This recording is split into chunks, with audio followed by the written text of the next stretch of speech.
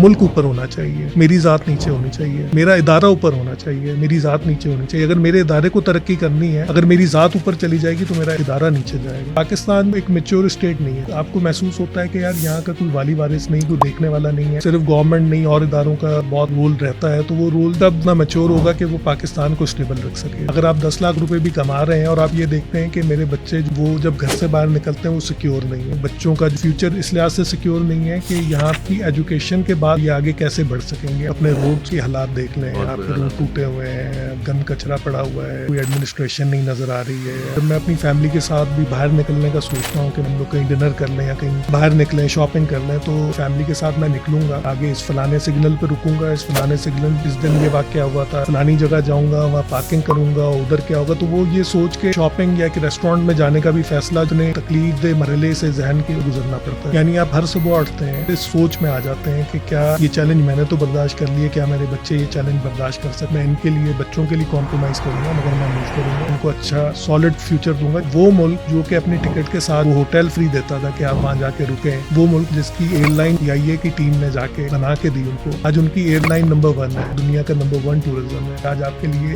UAE का visa भी challenge बन चुका है, क्या उसकी फिक्र है। अब आप ये सोचें कि एक वो ग्रुप जिसने इन्वेस्टमेंट करनी है, जिसने पैसा लगाना है, उसको किन किन मराइल से गुजरना है, और इंडस्ट्री लगने के बाद क्या गवर्नमेंट के वो इदारे सपोर्टिव हैं। मैं जब इंडस्ट्री में आया तो उस वक्त बिजली पे अपनी इंडस्ट्री को रन कर रहे थे, तो बिजली का शॉर्टफॉल हुआ, तो फिर गैस के ऊपर हमने इन्वेस्टमेंट की। फिर जो है गैस शॉर्ट हो गई, फिर हमें डीजल जनरेटर्स लेने पड़े क्योंकि बिजली भी नहीं होती थी, गैस भी नहीं होती थी। हमारा बॉयलर जो है वो उसके लिए भी हमें गैस से कोयले पे इन्वेस्टमेंट करना पड़ी, कोयले के साथ हमें फर्नेस के बॉयलर पे इन्वेस्टमेंट करना पड़ी। इतनी सारी इन्वेस्टमेंट अगर आप देखेंगे, अगर एक इंडस्ट्रियलिस्ट वो अगर ये इन्वेस्टमेंट करता रहेगा, वो डायरेक्शनली अपने कारोबार को कब ग्रोथ देगा। और वो कितने इंडस्ट्रियलिस्ट हैं जो ये अफोर्ड कर सकते हैं। हमारे यहाँ वो नारा तो बड़ा लगता है, ईज ऑफ डूइंग बिजनेस का, तो एक मजाक वाली बात होगी। यहाँ पे तो ये चैलेंज है कि आप सर्वाइव कैसे करेंगे। इंडिया के अंदर दुनिया की फॉर्च्यून 500 कंपनीज हैं, आपको वहाँ पे तो नाम मिल जाएंगे, बड़े बड़े ग्रुप्स आपको मिल जाएंगे। अगर पाकिस्तान में आपको एक भी ग्रुप ऐसा नहीं मिलेगा। हमारा पड़ोसी मुल्क जिसके हम लोग एक नेगेटिव सेंटीमेंट पाया जाता है, मगर क्यों नहीं हम उनसे सीख सकते। क्या कमी हमें रह गई। उन्होंने इस चीज को मेक श्योर किया है कि उनके इंडस्ट्री ग्रो करे। उनके यहाँ जो है करप्शन के बहुत चैलेंज है, उनके यहाँ बड़ी आबादी है, 1.5 अरब की आबादी, मगर उन्होंने इस चैलेंज को, वीकनेस को स्ट्रेंथ में तब्दील कर दी। आज भी पाकिस्तान अगर एक स्टेबल फ्यूचर का एक प्लान करे, अगर प्लान बनाती है हमारी क़यादत, और लोगों को नजर आता है कि यार इन्होंने पिछले साल ये कहा था, इस साल ये तब्दीली आई, ये इम्प्रूवमेंट आई, अगले साल ये चेंज आएगा, ये 2-3 साल आप लोगों को स्टेबिलिटी के दे दें और स्काई इज द लिमिट। ये कौम बेहतरीन कौम है। ये जो जनरेशन है इसके अंदर मुझे वो चमक नजर आती है, क्योंकि इस जनरेशन के अंदर एक चीज बहुत अच्छी है, वो अच्छे को अच्छा और बुरे को बुरा कहती है, रिगार्डलेस के वो बात उसके खिलाफ ही जाती है। तो ये जो चेंज है, वो जज्बा और वो हौसला मैं देखता हूँ कि जो इस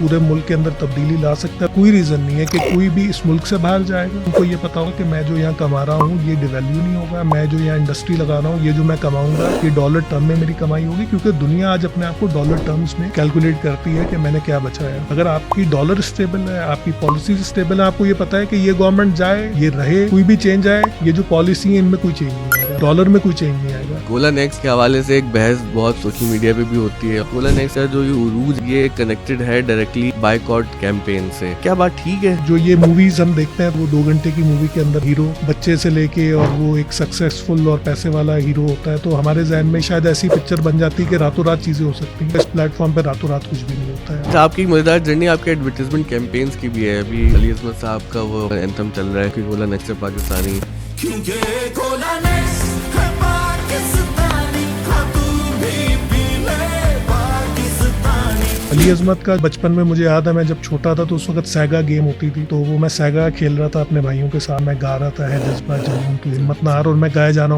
हूँ और पीछे से जो मेरे वालिद आके खड़े हुए और वो मुझे नोटिस कर रहे हैं, ये एक तरफ गेम खेलता जा रहा है, एक तरफ गाना गाया जा रहा है। एकदम मुझे वो नजर आया और मेरी बोलती बंद हो गई। है जज्बा जुनून मेरी हमेशा इंस्पिरेशन कह लें, मेरी ख्वाहिश रही कि ऐसा कुछ किया जाए। तो कोला नेक्स्ट की इस कैंपेन को देखेंगे तो उसके अगर आप मैसेज को सुने तो उसमें ये भी मैसेज है कि इस वतन ने है तुझको बनाया, अब तू पाकिस्तान बना रहा है।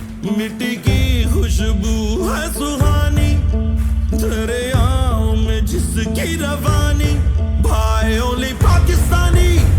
वतन का हमारे ऊपर कर्ज है, हमें वो कर्ज उतारना है, हर किसी को उतारना है। कोला नेक्स्ट वालों की डाइट नहीं है, जीरो नहीं है। शिकायत बिला के दूर कर दी आपने, जीरो आ गई है मार्केट में। चैलेंजिंग सफर था, लोगों ने मुझसे डिमांड शुरू की कि जी हमें जीरो प्रोडक्ट चाहिए। चाहिए, तो हमने वो रिसर्च वर्क शुरू किया और हमें 1.5 साल लगा हमें इसको डेवलप करने में। और हमारा जो जीरो प्रोडक्ट है ये जीरो आफ्टर टेस्ट है, यानी it's not just zero, sugar भी नहीं है और इसका जीरो के लिहाज से आफ्टर टेस्ट भी नहीं है। कभी तन्हाई में खौफ महसूस होता है? लेकिन मैं तो खौफ और उम्मीद के दरमियान ही जिंदगी जीता हूँ। उस रब को जान देनी है, अल्लाह का निज़ाम है। हम तो एक गंदम का दाना नहीं पैदा कर सकते, वो तो वही पैदा करता है। तो हमने तो अपनी कोशिश जारी रखनी है। पाकिस्तान में सेठ जो हमारी क्लास है वो सेठिया कल्चर में है और हर चीज खुद करते हैं और लोगों को इख्तियार नहीं देते। तो आपने कभी इस पे गौर किया? जब भी लाइफ में जहाँ भी गलती हुई तो मैंने सॉरी की और मैंने बच्चों को ये चीज़ बताई कि देखो ये मैंने गलत किया था और इसकी मुझे माफ़ी मांगनी चाहिए। तो इसका असर ये हुआ कि आज जब मेरा बच्चा गलती करता है तो वो कहता है आई एम सॉरी, मुझसे गलती होगी। तो मैं उससे पूछता हूँ तुम क्यों सॉरी कर रहे हो। ये सब चीज़ें बड़ों से छोटों में मुंतकिल होती हैं। वालिदैन जो बच्चों को कहते हैं वो बच्चे करें ना करें इसकी तो कोई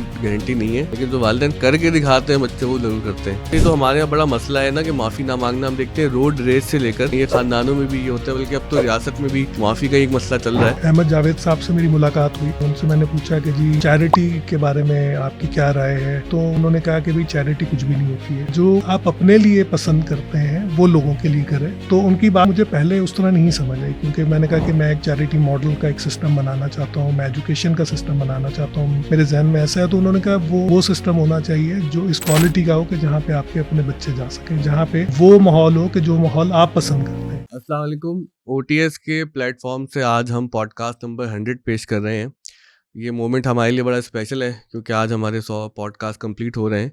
लेकिन आज इस मोमेंट को मज़ीद स्पेशल बनाने के लिए जो गेस्ट हमारे साथ हैं वो एक ऐसी शख्सियत हैं कि जिन्होंने पाकिस्तान में इस मुश्किल हालात में भी एक बड़ी उम्मीद हमें दिलाई है कि पाकिस्तान में बहुत अच्छा काम हो सकता है और पाकिस्तान अपने ऐसे ब्रांड्स बना सकता है जो ना सिर्फ हमारे लिए नेशनली एक फ़ख्र का सामान बने बल्कि दुनिया भर में पाकिस्तान की नेकनामी में इजाफा करें। आज हमारे मेहमान हैं कोला नेक्स्ट के CEO जनाब जुल्फ़िकार अहमद साहब। अस्सलाम वालेकुम जुल्फ़िकार साहब। वालेकुम अस्सलाम नजम भाई। चाहिए से ठीक ठाक है आप? जी अल्लाह का शुक्र है, बिल्कुल खैरियत है। बहुत बहुत शुक्रिया कि आपने स्पेशल मोमेंट पे हमें ज्वाइन किया और आज हमारा 100 पॉडकास्ट है।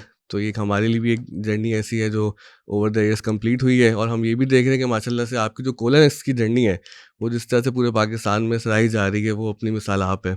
जी मैं आपका शुक्रिया अदा करूँगा कि आपने मदू किया और इसमें जो है अल्लाह की मेहरबानी है, अल्लाह का एहसान है अल्हम्दुलिल्लाह कि अल्लाह ने इस प्रोडक्ट को इज़्ज़त बख्शी है और इसके पीछे बहरहाल एक लंबा तफ़ील सफ़र है और एक जर्नी है। उस जर्नी के बाद आज हम यहाँ पे अल्लाह की मेहरबानी से पहुँचे हैं और इस कोशिश को जारी रखे हुए हैं। अल्लाह करेगा कि इंशाल्लाह ये सफ़र आगे बढ़ता रहेगा इसी तरह। अच्छा, अब सवालात तो बहुत सारे हैं आज हमारे हैं और आपकी जो मुश्किलात रही हैं इस पूरे सफ़र में, आपकी क्या इंस्पिरेशन रही हैं। फिर एक बड़ा कॉमन सवाल भी किया जाता है कोला नेक्स्ट के बारे में कि भाई बाइकआउट आया तो उससे बड़ा प्रोडक्ट को फ़ायदा हो गया। तो इन सब तमाम सवालात को हम टच करेंगे इंशाल्लाह। But I want to start from the beginning के पहले भी आपके साथ हमने एक पॉडकास्ट किया था, लेकिन उस वक्त थोड़ी सी हमने ज़रा बिखरी बिखरी से बातें की थी। आज मैं चाह रहा हूँ कि ज़रा आपकी जो जर्नी है वो भी ज़रा एक कोहेरेंट तरीके से हम लोगों के सामने लेके आए ताकि देखने वालों के लिए उस पर इंस्पिरेशन है तो उससे कोई फ़ायदा उठा सके। हमारे अपने माशाल्लाह से यहाँ पर 3000 से ज़्यादा स्टूडेंट्स पढ़ रहे हैं तो वो ये पॉडकास्ट देखते हैं और आप जैसे लोगों को देख के उनमें एक उम्मीद जागती है। तो अगर हम आपके बचपन की से आगाज़ करें तो आपको क्या यादें आपकी बचपन की, किस तरह का माहौल था, कैसे एक्सपीरियंसेस थे आपके?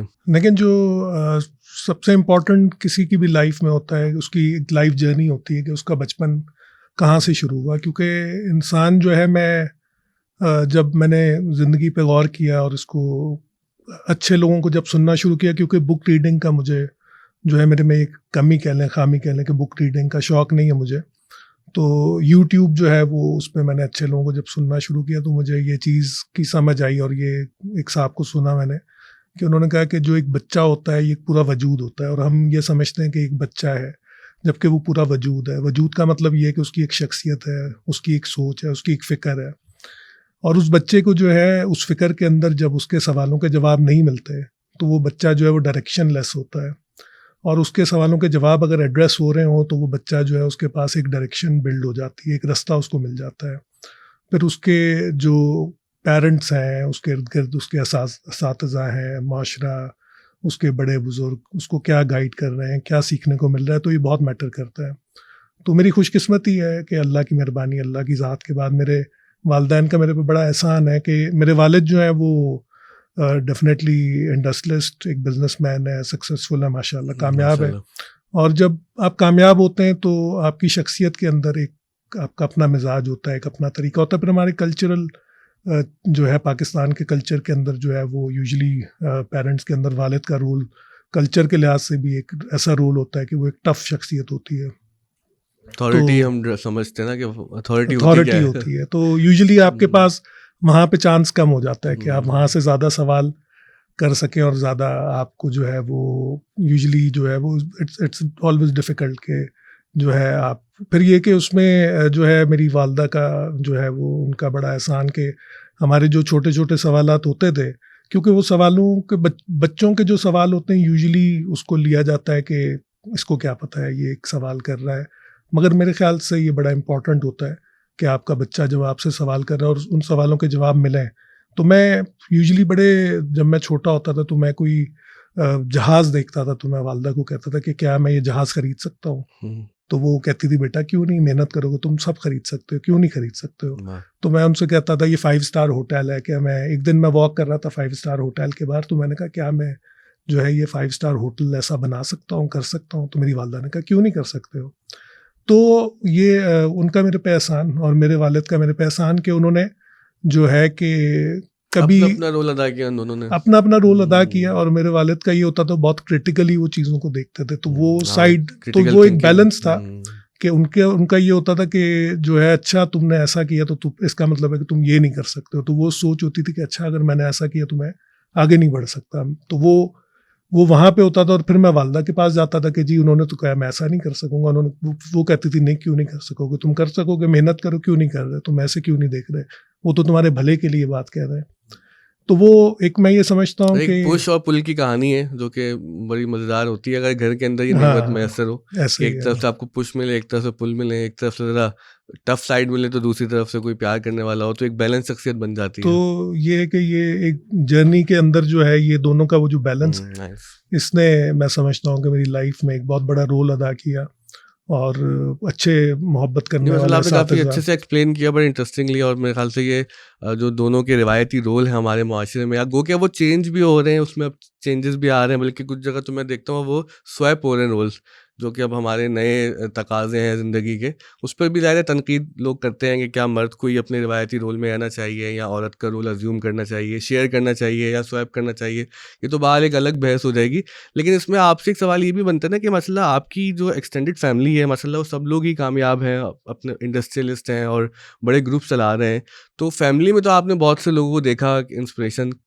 फैमिली से बाहर भी कोई ऐसा आपके लिए रहा कि जिसको देख के लगा हो कि यार ये मेरे लिए ज़्यादा बड़ी इंस्पिरेशन है? फैमिली के बाहर जो है यूजुअली मैं बेसिकली सोशली बहुत ज़्यादा एक्टिव नहीं हूँ। मैं सोशली बहुत ज़्यादा मूव करना आना जाना उस तरह से नहीं है।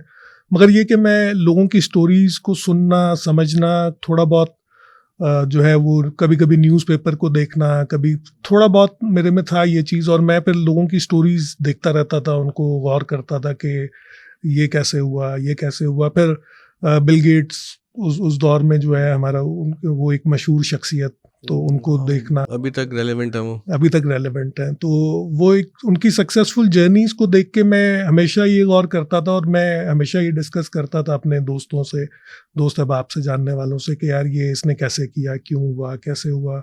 और वो मेरे अंदर हमेशा ये क्यूरियोसिटी रहती थी कि लाइफ के अंदर अगर आपने सक्सेसफुल होना है तो उसमें वो क्या अवामिल हैं जिसके लिए आपको तकदो में रहना है। तो वो हमेशा वो क्यूरियोसिटी जो है वो मेरी सोच का, फिक्र का हिस्सा रही है, जिसकी वजह से वो सोच जो है वो आगे बढ़ते बढ़ते लाइफ के अंदर वो मुझे नहीं पता कि कभी मैंने ऐसे नहीं सोचा कि जो है मुझे कभी ऐसा नहीं टारगेट था कि जी मुझे यहाँ पहुँच जाना है या ऐसे कर लेना है। हमेशा एक ख्वाहिश तो होती है इंसान की हैसियत से, हर इंसान में एक जज्बा और ख्वाहिश होती है कि वो आगे बढ़ने सक्सेसफुल हो, पहचाना जाए, उसकी एक पहचान हो। आपने सक्सेस का जिक्र कई दफ़ा किया, तो आपका कोई आइडिया ऑफ सक्सेस ज़िंदगी में रहा है कि क्या होती है सक्सेस, किसको हम कामयाबी किसको कहते हैं?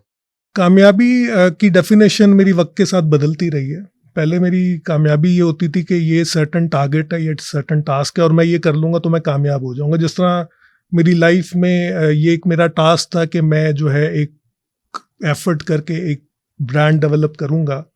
और ये सिर्फ मेरा नहीं है, हम 3 भाई हैं, नवीद भाई, खालिद भाई, हम तीनों का ये ख्वाब था। और इसमें मियां नवीद साहब के साथ हमने पॉडकास्ट किया है, मियां खालिद साहब से जी, गुजारिश की है कि वो भी आए हमारे पास। हाँ, तो वो हम तीनों का ये ख्वाब था। और जब जो है मेरे जहन में ये था कि जब मैं ये ख्वाब पूरा करूँगा तो मैं सक्सेसफुल हो जाऊँगा। तो ये कि मगर जब वो ख्वाब पूरा होता हुआ नज़र आया तो मुझे ऐसा लगा कि कुछ कमी है। तो वो कमी क्या है, वो कमी को ढूंढता रहा। तो मुझे ये चीज़ समझ आई कि जो सक्सेस है ये आपके अंदर पाई जाती है, कि अगर आप चीज़ों से मुतमईन हैं, कि जो स्टेट में मेंटल स्टेट कह लें, अगर आपकी मेंटल स्टेट जो है वो उससे अगर आप राज़ी हैं तो इससे बड़ी सक्सेस आप नहीं पा सकते हैं। लाइफ में गोल होना ज़रूरी है, उन गोल्स के लिए एफर्ट करना ज़रूरी है। और सक्सेस जो है वो हर दुनिया के अंदर सक्सेस का जो मुझे समझ आया वो तो यही है कि लोग अगर आपको सक्सेसफुल मानते हैं तो आप सक्सेसफुल होते हैं, जो दुनिया का क्राइटेरिया जो मैंने गौर किया। मगर जो मेरा ज़ाती क्राइटेरिया है वो ये है कि अगर आप अंदर से मुतमईन हैं, अगर आप जो है वो ख़ुद फील करते हैं कि मैं जो ज़िंदगी के अंदर मेरी एक प्लानिंग, एफर्ट या जो भी मेरी ख्वाहिशात है, मैंने उसके लिए अपनी कमी नहीं छोड़ी और मैंने अपना पूरा दिया 100%, और उसके बाद कमी रह जाती है।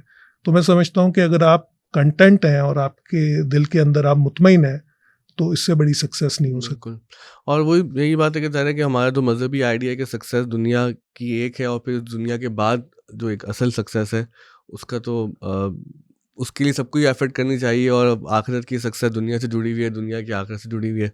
जी, आपकी ये बात बिल्कुल दुरुस्त बात है, क्योंकि आपके अंदर आप तभी मुतमईन हो सकते हैं जब आपके अंदर जो है वो सिर्फ दुनिया नहीं होगी, आपके अंदर एक आखिरत की पहचान होगी, आपके अंदर अल्लाह और उसके रसूल की पहचान होगी, आपके अंदर ये वाज़े होगा कि मैंने यहाँ पे एक वक्त गुजारने के बाद आखिरत में उठना है और मैंने जवाब देना है। तो जब आपने जवाब देना है तो आप इस दुनिया के साथ साथ आखिरत में उसका कुछ हिस्सा डालेंगे। तो वो जब आप हिस्सा डाल रहे होते हैं तो उससे दिल के अंदर एक इत्मीनान पैदा होता है। और मैं समझता हूँ कि उसके लिए एक एफर्ट जारी रखना बहुत ज़रूरी है। अच्छा, हमने कुछ पिछले पॉडकास्ट में नाउमीदी की बड़ी बातें की हैं। फैसल सिद्दीकी साहब जो सुप्रीम कोर्ट के लॉयर हैं, उनके साथ भी बैठ के हमने उम्मीद और नाउमीद को बड़ा डिस्कस किया। आज मैं कोशिश करूंगा कि हम नाउमीदी की बात ना करें, क्योंकि आप जैसे लोगों को देख कर ही ज़ाहिर है कि हमें भी उम्मीद होती है कि इंशाल्लाह इस पाकिस्तान का मुस्तकबिल रोशन होगा और जो हालात हैं, मुश्किल हालात हैं, यकीनन इनसे हम निकलेंगे। लेकिन before coming to your success story of colon X and Mizan group, ये बात हम ज़रूर करना चाहेंगे कि इस वक्त जो पाकिस्तान में इंडस्ट्रीज़ की सिचुएशन है, जिस तरह हमने देखा कि ओवर द ईयर्स इंडस्ट्रीज़ बंद हो रही हैं, बड़े ग्रुप्स जा रहे हैं, एग्जिट ले रहे हैं, तो ये जो सारी सिचुएशन आपके सामने अनफोल्ड होती है और फिर आपका माशाल्लाह इतना बड़ा ग्रुप है, तो इसके कोई ज़हनी नफ्सियाती असरात आप पर होते हैं? मुरतब कैसे कोप करते हैं सिचुएशन से? जी, अनफॉर्चुनेटली पाकिस्तान के अंदर जो सबसे बड़ा चैलेंज है, अगर आप गौर करेंगे तो वो स्टेबिलिटी का रहा है। मैं जब इंडस्ट्री में आया हूँ तो उस वक़्त जो है हम बिजली पे अपनी इंडस्ट्री को रन कर रहे थे, तो बिजली का शॉर्टफॉल हुआ तो फिर गैस के ऊपर हमने इन्वेस्टमेंट की, गैस की जनरेशन हुई। फिर जो है गैस शॉर्ट हो गई, फिर जो है हमें डीजल जनरेटर्स लेने पड़े, क्योंकि बिजली भी नहीं होती थी, गैस भी नहीं होती थी, डीजल पे रन किया। फिर जो है वो जब गैस की शॉर्टेज हुई तो हमारा बॉयलर जो है वो उसके लिए भी हमें जो है वो गैस से कोयले पे इन्वेस्टमेंट करना पड़ी। फिर कोयले के साथ हमें फर्नेस के बॉयलर पे इन्वेस्टमेंट करना पड़ी। तो इतनी सारी इन्वेस्टमेंट अगर आप देखेंगे, अगर एक इंडस्ट्रियलिस्ट जो है वो अगर ये इन्वेस्टमेंट करता रहेगा तो इसका मतलब ये है कि वो डायरेक्शनली अपने कारोबार को कब ग्रोथ देगा। और वो कितने इंडस्ट्रियलिस्ट हैं जो ये अफोर्ड कर सकते हैं कि वो ये इन्वेस्टमेंट करते रहें और वो बार बार अपने फ्यूल को जो है वो चेंज करें और वो उस फ्यूल के लिए वो रेलेवेंट जो है मशीनरी लेके आएँ, जो मशीनरी उस फ्यूल पे रन हो। तो अनफॉर्चुनेटली पाकिस्तान के अंदर ये अलमिया रहा है हमारा कि हमारे यहाँ कोई स्टेबल पॉलिसीज़ नहीं रही हैं और गवर्नमेंट जो है वो अगर तब्दील होती है, अगर इंटरनेशनली हम देखें, अगर एक सिनेरियो अगर कहीं पे क्रिएट होता है और वहाँ गवर्नमेंट चेंज होती है तो वो अपनी पॉलिसीज़ को लेके चलते हैं, चाहे वो पिछली गवर्नमेंट थी या उससे पिछली गवर्नमेंट थी। यहाँ पे उन पॉलिसीज़ को लेके नहीं चला जाता। तो ये एक ऐसा सेटबैक है, एक ऐसा चैलेंज है जिसका कोई हल मुझे आज तक नहीं नज़र आया। और पाकिस्तान जो है वो एक मैच्योर स्टेट नहीं है, मैं ये समझता हूँ, क्योंकि मैच्योरिटी जो है वो ज़मीन या खित्ते से नहीं होती, वो लोगों से होती है। और हम लोगों के अंदर तरबियत का जो फुकदान है वो मैं समझता हूँ कि ये एक बहरान की शक्ल इख्तियार कर चुका है इस बहरान से निकलने के लिए ये जो जनरेशन है इसके अंदर मुझे वो चमक नज़र आती है, क्योंकि इस जनरेशन के अंदर एक चीज़ बहुत अच्छी है, वो अच्छे को अच्छा और बुरे को बुरा कहती है जी।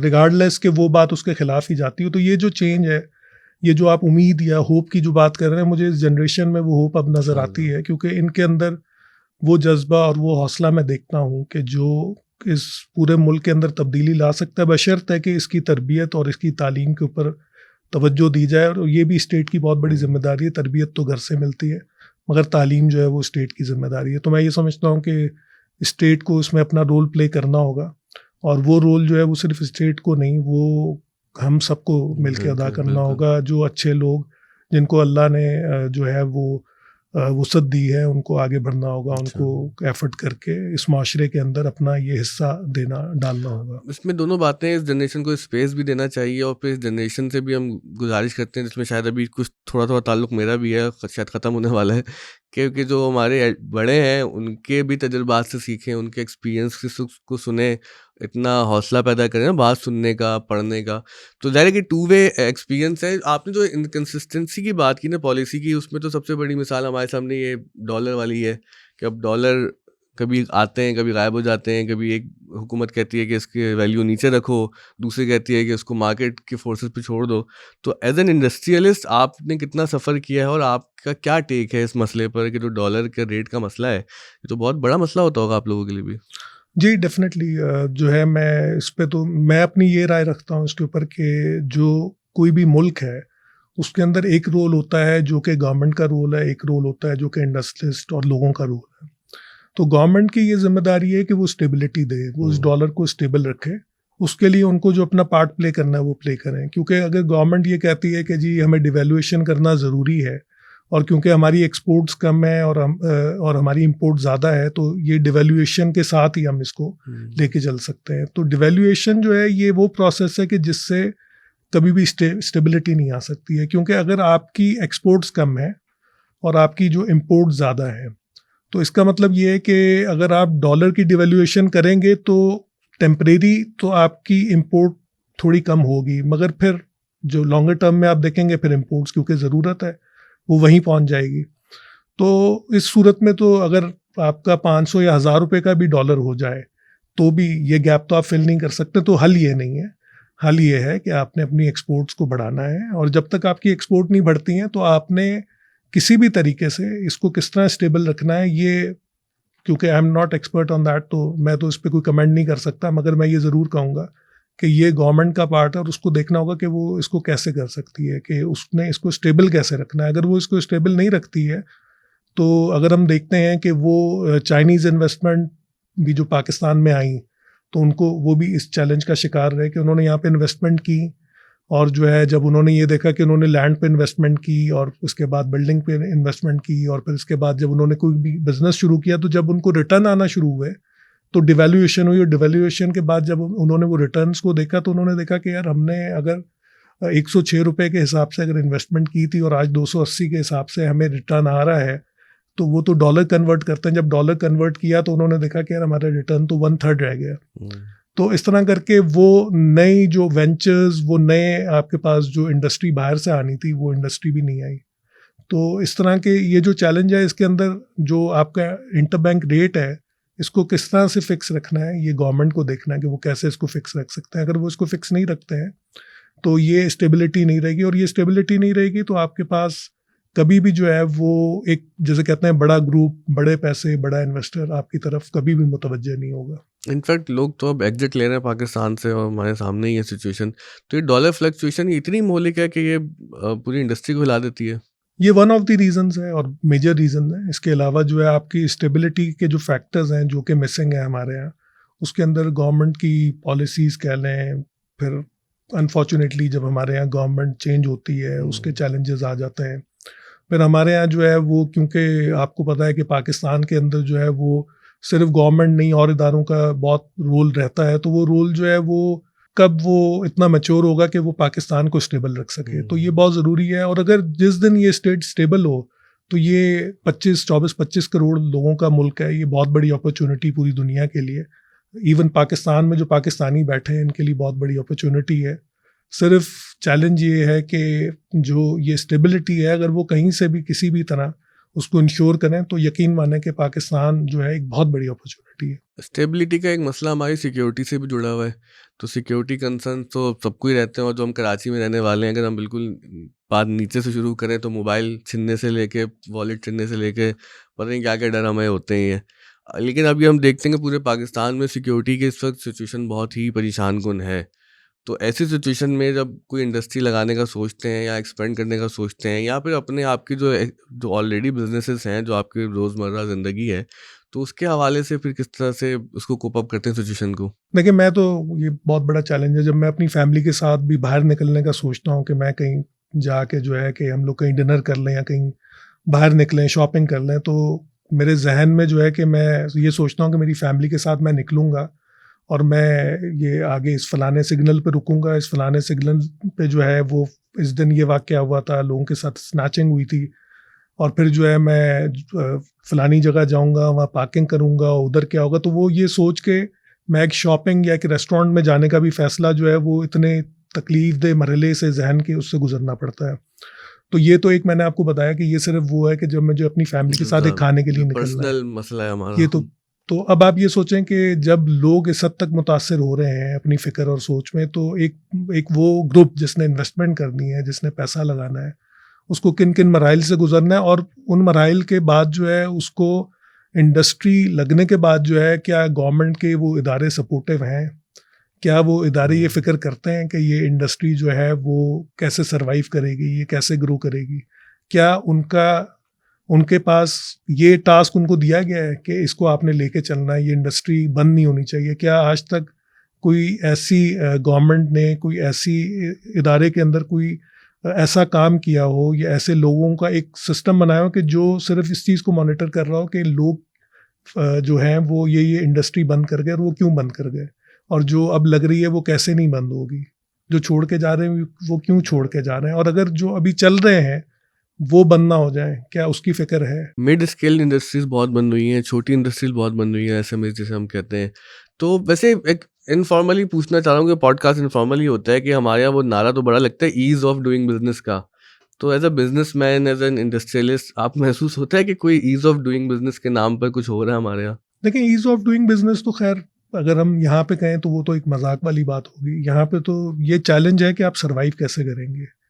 ये चैलेंज है कि आपके साथ जो है वो गवर्नमेंट के इदारे जो हैं वो इतने मैच्योर हों कि वो आपको इंडस्ट्री को इस तरह डील कर रहे हों कि वो इंडस्ट्री जो है वो ग्रो कर सके। एसएमई की आपने बात की, एसएमई ही वो इदारे होते हैं कि क्योंकि वो बहुत तादाद में होते हैं। अब वो अगर आपके पास बड़े ग्रुप जो हैं वो 200 हैं तो एसएमईज जो हैं वो 5000 होंगे, 10,000 होंगे, और वो 5-10 हज़ार जो हैं वो 200 की गिनती में जाके इजाफा करेंगे फ्यूचर में। और अगर आप वो 5-10 हज़ार कोई जो है वो अगर सपोर्ट नहीं करेंगे और वो आगे ग्रो नहीं कर सकेंगे तो वो तो आप कभी भी ग्रो नहीं कर सकते हैं। हम हमारे साथ इंडिया की मिसाल ले लेते हैं।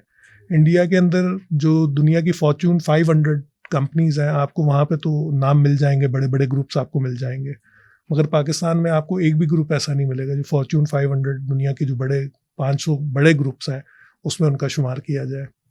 तो ये हमारे लिए जो है ये सोचने की फ़िक्र की बात है कि हम कहाँ पे आज खड़े हुए हैं, कि वो हमारा पड़ोसी मुल्क कि आज वो कहाँ पहुँच गया, कि जिसके हम लोग एक नेगेटिव सेंटीमेंट पाया जाता है, मगर क्यों नहीं हम उनसे सीख सकते कि उन्होंने ये तरक्की का सफ़र कैसे किया, क्यों किया, क्या कमी हम में रह गई, उनके अंदर क्या ऐसा, जो जितना मैंने तज्जिया या गौर किया तो वो एक स्टेबिलिटी का फ़र्क है।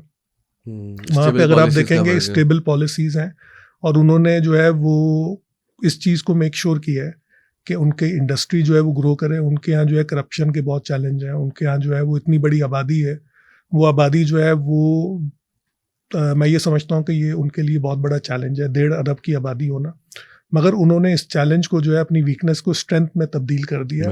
उनकी एक्सपोर्ट्स को अगर आप देखें, उनके आप इंटरनेशनली दुनिया में आप जाएं, इंडियन आपको बड़ी कंपनीज़ की टॉप पोजीशंस पे मिलेंगे, वेराज आप पाकिस्तानीज़ को अगर देखें तो आपको पाकिस्तानी जो है उन पोजीशंस पे नहीं मिलेंगे कि जिन पोजीशंस से आप जो है वो अपने मुल्क की पहचान बनते हैं कहीं भी जाके, तो ये एक बहुत बड़ा हमारा सही चैलेंज बात है। वैसे वो जो हमारे यहाँ बातें करते रहते हैं ना, दरिया हैं, पहाड़ हैं, 4 मौसम है, सब कुछ है अल्हम्दुलिल्लाह अल्लाह का दिया। अल्हम्दुलिल्लाह। लेकिन मुल्क तो इंसानों से बनता है ना। जी। मतलब ये जो मुल्क है, ये किसी ज़मीन के टुकड़े का नाम तो नहीं होता ना। ये तो वहाँ पे बसने वाली कौम से उसकी शनाख्त होती है, उसके पोटेंशियल को कैसे हम एनहांस करते हैं। तो ये तो बहुत बड़ा चैलेंज है। बल्कि हमारे यहाँ तो अब एक बहुत जो बड़ा मसला बन गया है ब्रेन ड्रेन का। और यकीनन इसका सामना आपको भी होगा कि जो बहुत अच्छे ज़हीन लोग हैं पाकिस्तान में, जो हाई स्किल लेबर जिनको हम समझते हैं, वो बहुत तेज़ी से पाकिस्तान से जा रहे हैं और मिलियंस में जा रहे हैं। तो ऐसी सूरत में कि जब इतने ज़हीन लोग और काम के लोग बाहर चले आएँगे, ठीक है, कुछ कुछ वो फ़ॉरेन रेमिटेंस भेज देंगे और हम थोड़ा-सा खुश हो जाएँगे उस रेमिटेंस से। लेकिन ये नुकसान मुल्क का इतना ज़्यादा हो रहा है, तो इस पर इंडस्ट्री पे इसका कितना इफ़ेक्ट आया है इस ब्रेन ड्रेन का?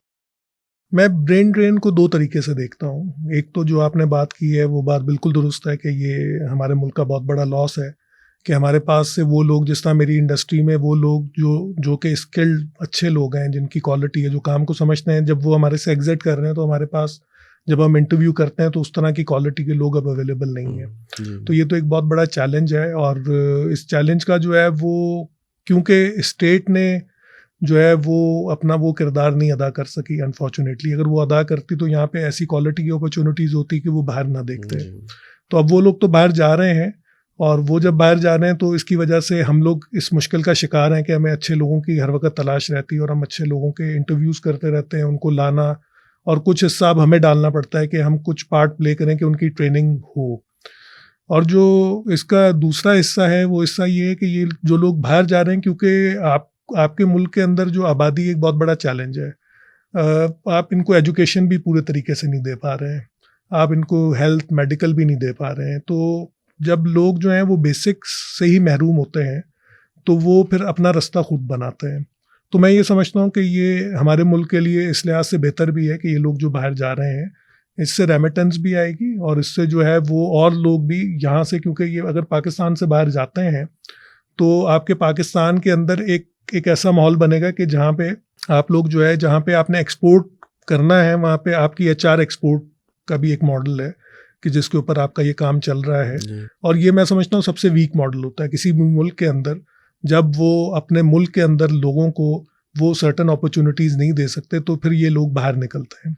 और इनके बाहर निकलने से जो है वो आपकी मुल्क के अंदर वो रेमिटेंसेस भी आती हैं, और ग्रेजुअली जब वो वक्त के साथ वो पैसा जो कि वो यहाँ नहीं कमा सकते थे, वो अपनी फैमिलीज़ को बेचते हैं, यहाँ पे उनके बच्चों की एजुकेशन इम्प्रूव होती है, उनका लिविंग स्टैंडर्ड इम्प्रूव होता है। आपके मुल्क का जो है वो पर कैपिटा कंजम्पशन इससे लिंक करती है कि आपके पास अगर पैसा आ रहा है तो ये लॉन्ग टर्म में इसका फ़ायदा ज़रूर है, और इसके प्लस और माइनसेस ऑन बोथ साइड, इसकी दोनों साइड्स हैं। मगर शॉर्ट टर्म के अंदर इसका मुल्क को नुकसान ये हो रहा है कि आपके पास वो लोग जो इस मुल्क ने एफर्ट करके जो लोग बनाए थे वो भी इस मुल्क से जा रहे हैं, और आपके पास जो पीछे लोग रह रहे हैं वो लोगों की बहुत ट्रेनिंग होने वाली है, उन पे बहुत काम होने वाला है। और अपॉर्चुनिटी इसमें ये कि नई जो यंगस्टर हैं, नए लोग जो हैं, उनके लिए एक बहुत बड़ी अपॉर्चुनिटी भी क्रिएट हो गई अगर वो इस पर तवज्जो दें। अगर लोग अपनी स्किल सेट को इम्प्रूव करें, थोड़ी एफर्ट डालें, तो उनके पास बहुत बड़ी अपॉर्चुनिटी, जैसे मेरी इंडस्ट्री के अंदर से बहुत लोग बाहर गए, तो आज मेरे पास इतनी बड़ी अपॉर्चुनिटी है कि वो जगह जहाँ पे वो लोग जो बाहर चले गए हैं, अब वो लड़के, वो लोग, वो टीम जो इस वक्त जॉब्स की तलाश में, अगर वो अपनी स्किल्स को इम्प्रूव कर लें तो डेफिनेटली उनकी अपॉर्चुनिटी बढ़ जाती है। होना तो ये चाहिए था कि हम पाकिस्तान से चीज़ें एक्सपोर्ट करते हैं, हमने बंदे एक्सपोर्ट करना शुरू कर दिया कि हम चलें इंसानों को ही भगा दें यहाँ से। अच्छा, मैं काफ़ी लोगों से बात करता हूँ जो पाकिस्तान से बाहर गए। मैं भी 1 साल पढ़ने के लिए यूके में रहा, तो मुझे एक चीज़ तो ये नज़र आई कि फाइनेंशियल मसले कि वो अपनी जगह पर है, लेकिन क्वालिटी ऑफ लाइफ भी बड़ी मैटर करती है ना, कि वो लोग जिनके पास अच्छी तनख्वाहें हैं, मतलब अगर पाकिस्तान में कोई 4-5 लाख रुपए कमा रहा है तो वो एक अच्छी डिग्निफाइड ज़िंदगी गुजार सकता है, डिपेंडिंग कि उसके कितने फैमिली मेम्बर्स हैं, क्या ज़िम्मेदारी हैं। लेकिन मैंने ऐसे लोगों को भी जाते हुए देखा जो 10-10 लाख रुपए कमा रहे थे, तो वो ये कहते हैं कि सिक्योरिटी के मसले और यहाँ की क्वालिटी ऑफ लाइफ नहीं है, बिजली के मसले, पानी के मसले, गैस के मसले। तो एक ऐसी ज़िंदगी की तलाश में हम गए, एक ऐसे माशरे की तलाश में गए जहाँ पे कुछ आज़ादी हो बात करने की, या चलें कम से कम आज़ादी ना हो उस तरह की जिस तरह मिडल ईस्ट वगैरह लोग जाते हैं, तो माहौल ऐसा हो कि जिसमें बच्चे जो है सुकून से पल बढ़ सकें। तो ये भी तो एक हमारा चैलेंज रहा है ना कि आप किसी भी इकोनॉमिक क्लास से बिलोंग करते हो, तो पाकिस्तान में एक जहन में सिक्योरिटी और ये सब क्वालिटी ऑफ लाइफ वाले मसाइल लोगों के जहन में बैठ गए हैं अभी ये। जी, क्वालिटी ऑफ लाइफ बहुत मैटर करता है। इसके अंदर जो है, अगर आप आज अपने रोड्स के हालात देख लें, बहुत बुरे आपके रोड हालात हैं। टूटे हुए हैं, गंद कचरा पड़ा हुआ है, आपको कोई एडमिनिस्ट्रेशन नहीं नज़र आ रही है, आपको महसूस होता है कि यार यहाँ का कोई वाली वारिस नहीं, कोई देखने वाला नहीं है। अगर आप 10 लाख रुपए भी कमा रहे हैं और आप ये देखते हैं कि मेरे बच्चे जो हैं, वो जब घर से बाहर निकलते हैं वो सिक्योर नहीं है। आप ये सोचते हैं कि मेरे बच्चों का जो है वो फ्यूचर इस लिहाज से सिक्योर नहीं है कि यहाँ की एजुकेशन के बाद इनके पास वो अपॉर्चुनिटीज़ नहीं है कि जो दुनिया में ये कैसे जाके आगे जो है ये आगे कैसे बढ़ सकेंगे। आपके एक वीज़ा ही आपको लेना हो, आज आपको यूएई वीज़ा देने को तैयार नहीं है। तो वो मुल्क जो कि अपनी टिकट के साथ जो है वो होटल फ्री देता था कि आप वहाँ जाके रुकें, वो मुल्क जिसकी एयरलाइन जो है वो पीआईए की टीम ने जाके बना के दी उनको, आज उनकी एयरलाइन नंबर 1 है। आज उनके मुल्क के अंदर टूरिज़्म जो है वो दुनिया का नंबर 1 टूरिज़्म है। आपका मुल्क जो है जिसके लिए वीज़ा कोई चैलेंज नहीं होना चाहिए, आज आपके लिए एक यूएई का वीज़ा भी चैलेंज बन चुका है। तो जब लोग चीज़ों को इस तनाजुर में देखते हैं तो उनको ये नज़र आता है कि इस मुल्क की डाउन साइड एंड नहीं हो रही है। एक मुल्क जो है, जब आप उसके चैलेंजेस को गौर करते हैं तो आप ये देखते हैं कि यार मुल्क की डायरेक्शन ठीक है और ये जो है आज नहीं तो 2 साल बाद, 5 साल बाद ये अपने उस लेवल पे चले जाएगा जो इसने टारगेट किया है। मगर जब आप ये देखते हैं कि यहाँ पे कोई स्टेबिलिटी नहीं है और हर आने वाला दिन जो है वो एक नए चैलेंज के साथ आएगा, यानी आप हर सुबह उठते हैं और एक ऐसी न्यूज़ होती है कि जिसकी वजह से आपको फ्यूचर के चैलेंज नज़र आते हैं, तो आप जो है वो फिर इस सोच में आ जाते हैं कि क्या ये चैलेंज मैंने तो बर्दाश्त कर लिए, क्या मेरे बच्चे ये चैलेंज बर्दाश्त कर सकते हैं। जी। तो वो बहुत, क्योंकि रीलोकेशन जो है वो एक बहुत डिफ़िकल्ट प्रोसेस होता है, तकलीफ दे प्रोसेस होता है, तो वो ये फ़ैसला करते हैं कि यार मैं इनके लिए, बच्चों के लिए कॉम्प्रोमाइज़ करूँगा, मगर मैं मूव करूँगा और मैं मूव करके एक इनको अच्छा सॉलिड फ्यूचर दूंगा जहाँ पे एक स्टेबल फ्यूचर हो। जबकि बाहर जो है वो दूर के ढोल सुहाने, बाहर जाके उसके बहुत बड़े चैलेंजेस होते हैं, रिलोकेशन चैलेंजेस होते हैं, कल्चरल चैलेंजेस होते हैं, आपकी फैमिली भी चैलेंजेस होते हैं अब तो मुसलमानों के लिए, हमारे लिए। मेरे ख्याल से तो अब इखलाकी चैलेंज तो पाकिस्तान में भी अब कम नहीं रहे हैं। मैं तो अब इसको इस तरह नहीं देखता, पहले मैं इस तरह सोचता था। सही। सिर्फ आपको एक कल्चर मिलता है कि यहाँ पे एक अजान की आवाज़ आपको आ रही है, यहाँ पे मस्जिदें हैं, यहाँ पे डेफिनेटली आपको एक माहौल मिलता है, मगर इस माहौल के अंदर जो है अब क्वालिटी नहीं रही है। मैं ये समझता हूँ कि आपको बाहर जाके एटलीस्ट क्वालिटी मिल जाती है, जो यहाँ पे कमी है। मगर ये कि मैं ये समझता हूँ कि आज भी पाकिस्तान अगर एक स्टेबल फ्यूचर का एक प्लान करे और स्टेबल जो है अगर प्लान बनाती है हमारी क़यादत, और लोगों को नज़र आता है कि यार इन्होंने पिछले साल ये कहा था, इस साल ये तब्दीली आई, ये इम्प्रूवमेंट आई, अगले साल ये चेंज आएगा, ये 2-3 साल आप लोगों को स्टेबिलिटी के दे दें और स्काई इज़ द लिमिट। ये कौम जो है बेहतरीन कौम है, इसके अंदर जो है ये मट्टी जरखेज़ है और इसके अंदर मैं समझता हूँ इसमें कोई कमी नहीं है। चलिए, हमने चैलेंजेस को तो काफ़ी तफसील से डिस्कस किया। अगर हम कुछ सॉल्यूशंस की तरफ चलें तो ज़ाहिर पहला सवाल और बहुत ही ऑब्वियस सवाल ये है कि हम किस तरह से अपनी एक्सपोर्ट बढ़ाएं, और इसके साथ एक जुड़ा हुआ सवाल ये कि अपने इम्पोर्ट बिल को कैसे कर्टेल करें। तो आप कभी सोचते हैं इस बारे में कि पाकिस्तान के लिए क्या करेंगे, कुछ एक्सपोर्ट्स बढ़े हमारी, कुछ इम्पोर्ट्स कंट्रोल में आए, कुछ ज़रा बैलेंस ऑफ पेमेंट के मसले हल हो हमारे?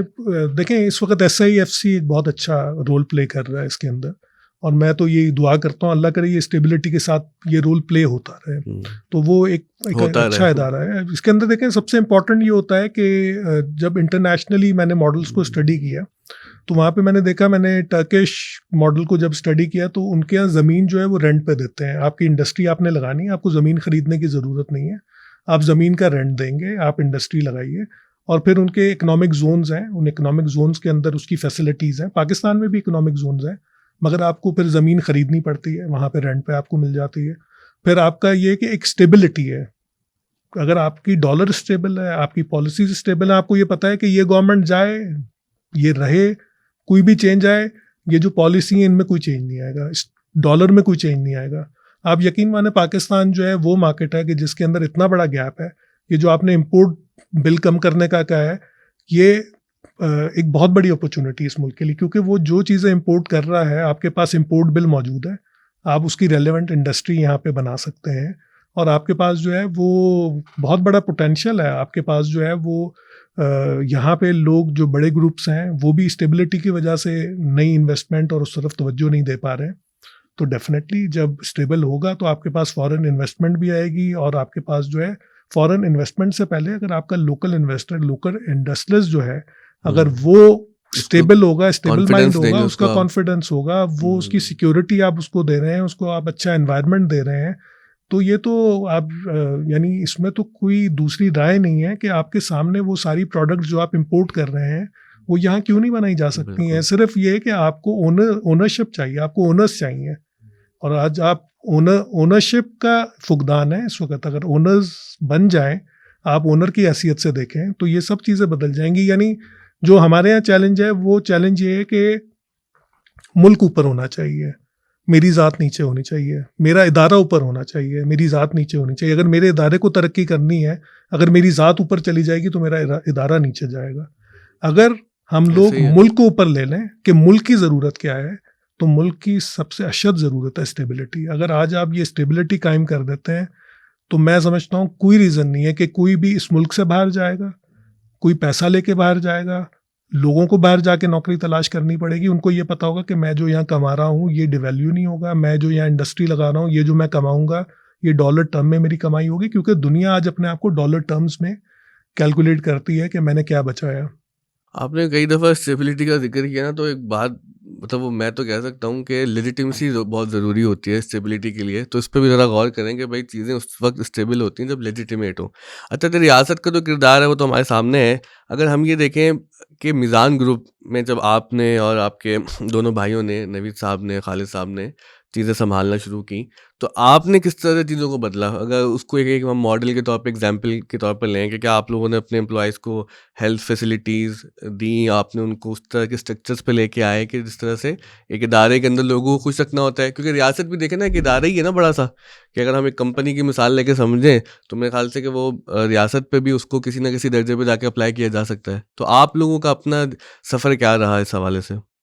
इस हवाले से जो है, जब हमने चीज़ों को देखना शुरू किया, क्योंकि हम यंगर लॉट थी, हम लोग जो हैं वो जब हम काम पे आए हैं, तो हमने जब चैलेंजेस को देखा, तो उन चैलेंजेस के अंदर जो गैप थे, वो गैप इस नौइयत के थे कि जहाँ पे क्वालिटी ऑफ लाइफ लोगों की इम्प्रूव करना ज़रूरी थी, उनको स्टेबिलिटी देना ज़रूरी थी इदारे के अंदर।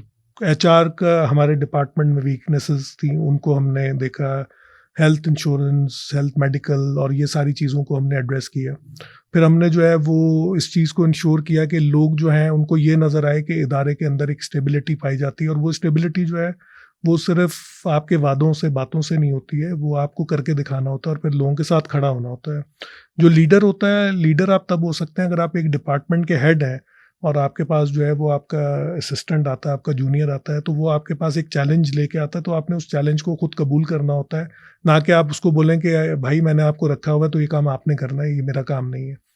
तो आपने सबसे पहले वो पेन खुद लेना होता है और उस पेन को लेके आपने उसका वे आउट खुद करना होता है, क्योंकि लोग जो हैं वो तभी उस माइंडसेट में, ग्रोथ माइंडसेट पे तभी जाते हैं जब वो ये देखते हैं कि लीडरशिप हमारे साथ खड़ी हुई, कंधे से कंधा मिला के। अगर कोई चैलेंज आया है तो वो हमें ब्लेम करने के बजाय उसका पेन ले रही है।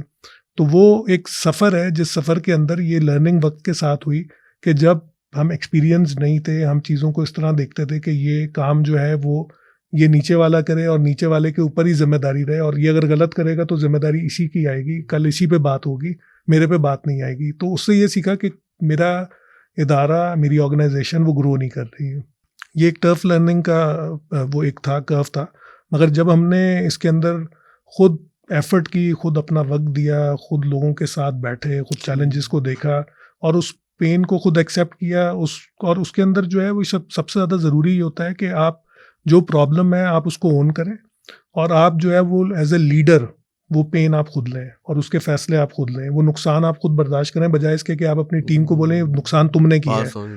तो वो जब टीम ये देखती है कि ये लीडर जो है, ये मेरा बॉस जो है, ये मेरे ऊपर जो बड़ा बैठा हुआ है, ये सिर्फ कहने को बड़ा नहीं है, ये उसकी ओनरशिप लेता है। और वही सेम मॉडल फैमिली का होता है। अगर पेरेंट्स जो हैं वो पेन लेते हैं तो बच्चे ग्रो कर जाते हैं। अगर पेरेंट्स अपनी पेन बच्चों पे डाल देते हैं तो बच्चे कभी ग्रो नहीं कर पाते, उनके दिमाग ही नहीं ग्रो कर पाते हैं। तो आपकी ऑर्गेनाइजेशन जो है, ये जो घर का जो एक इदारा होता है, ये इसको छोटे मॉडल में आप देख लें, इसी इदारे को बड़ा करेंगे तो ये एक फैक्ट्री बन जाएगी, इसी इदारे को बड़ा करेंगे तो ये मुल्क बन जाएगा। अगर यही पेन जो है वो हमारी रियासत लेना शुरू कर देगी तो रियासत वो मुल्क तरक्की करना शुरू कर जाएगा। और यही पेन अगर मैं एक ऑर्गेनाइजेशन के मालिक की हैसियत से अगर मैं लेना शुरू करूँगा तो मेरा इदारा तरक्की करना शुरू कर देगा। और ये जो इदारे होते हैं ये मुल्क का एसेट होते हैं। इन एसेट्स को जो है वो इस इदारे के अंदर जो टीम है, आप उस टीम को एम्प्लॉय समझें, तो एम्प्लॉय अगर आप समझते हैं तो आप उस तरह ट्रीट करेंगे, और अगर आप उनको अपना एसेट समझते हैं तो आप उस तरह ट्रीट करेंगे। तो आपने उनको अपना एसेट समझना है, आपने उनको सपोर्ट करना है, उनके साथ फ्रंट लाइन पे रहना है, और वो चीज़ जब आप ये चीज़ खुद डेमॉन्स्ट्रेट करते हैं तो इसका रिजल्ट आता है। वो एक बड़े हमारे मशहूर वकील हैं एतजाज एहसन, उन्होंने कहा था कि रियासत होगी माँ के जैसी, हर शहरी से प्यार करेगी। तो चले रियासत प्यार करे ना करे हर शहरी से, लेकिन अगर जब हम एक इदारा चला रहे होते हैं ना और हम एम्प्लॉय की जगह एक फैमिली मेम्बर्स की तरह सबको देखना शुरू करें, तो उससे एक प्रॉब्लम भी तो एक जन्म लेता है ना। तो मेरे साथ भी होता है, जैसे हमारे यहाँ मसला 3000 बच्चे पढ़ रहे हैं, 200-250 टीचर्स हैं, स्टूडियो में लोग काम कर रहे हैं और लोग जुड़े हुए हैं। तो मुझे तो कभी कभी डर लगता है कि जब अल्लाह ताला आपको इतने लोगों की जिम्मेदारी दे देना, तो करने वाली ज़ात तो अल्लाह की है, बेशक। निज़ाम तो वही चला रहा है, लेकिन हमारा अपना एक रोल होता है।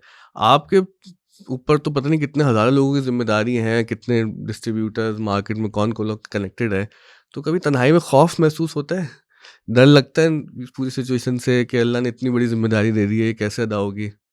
देखिए, मैं तो खौफ और उम्मीद के दरमियान ही ज़िंदगी जीता हूँ अपनी, और हर वक्त इस खौफ में रहता हूँ कि अगर मेरा रब मुझसे नाराज़ हो गया तो अगर मैं फ़ेल होता हूँ तो ये सब लोग फ़ेल हो जाएंगे। तो इस चीज़ का खौफ तो मैं हर वक्त लेके जीता हूँ, और उम्मीद इसी बात की होती है कि मेरा रब जो है वो बहुत कारसाज है, और वो हर चीज़ पैदा करने वाला, बनाने वाला, और उसने जो है अपने हबीब सल्लल्लाहु अलैहि वसल्लम के ज़रिए से हमें जीने का एक तरीका सिखा दिया है, बता दिया है।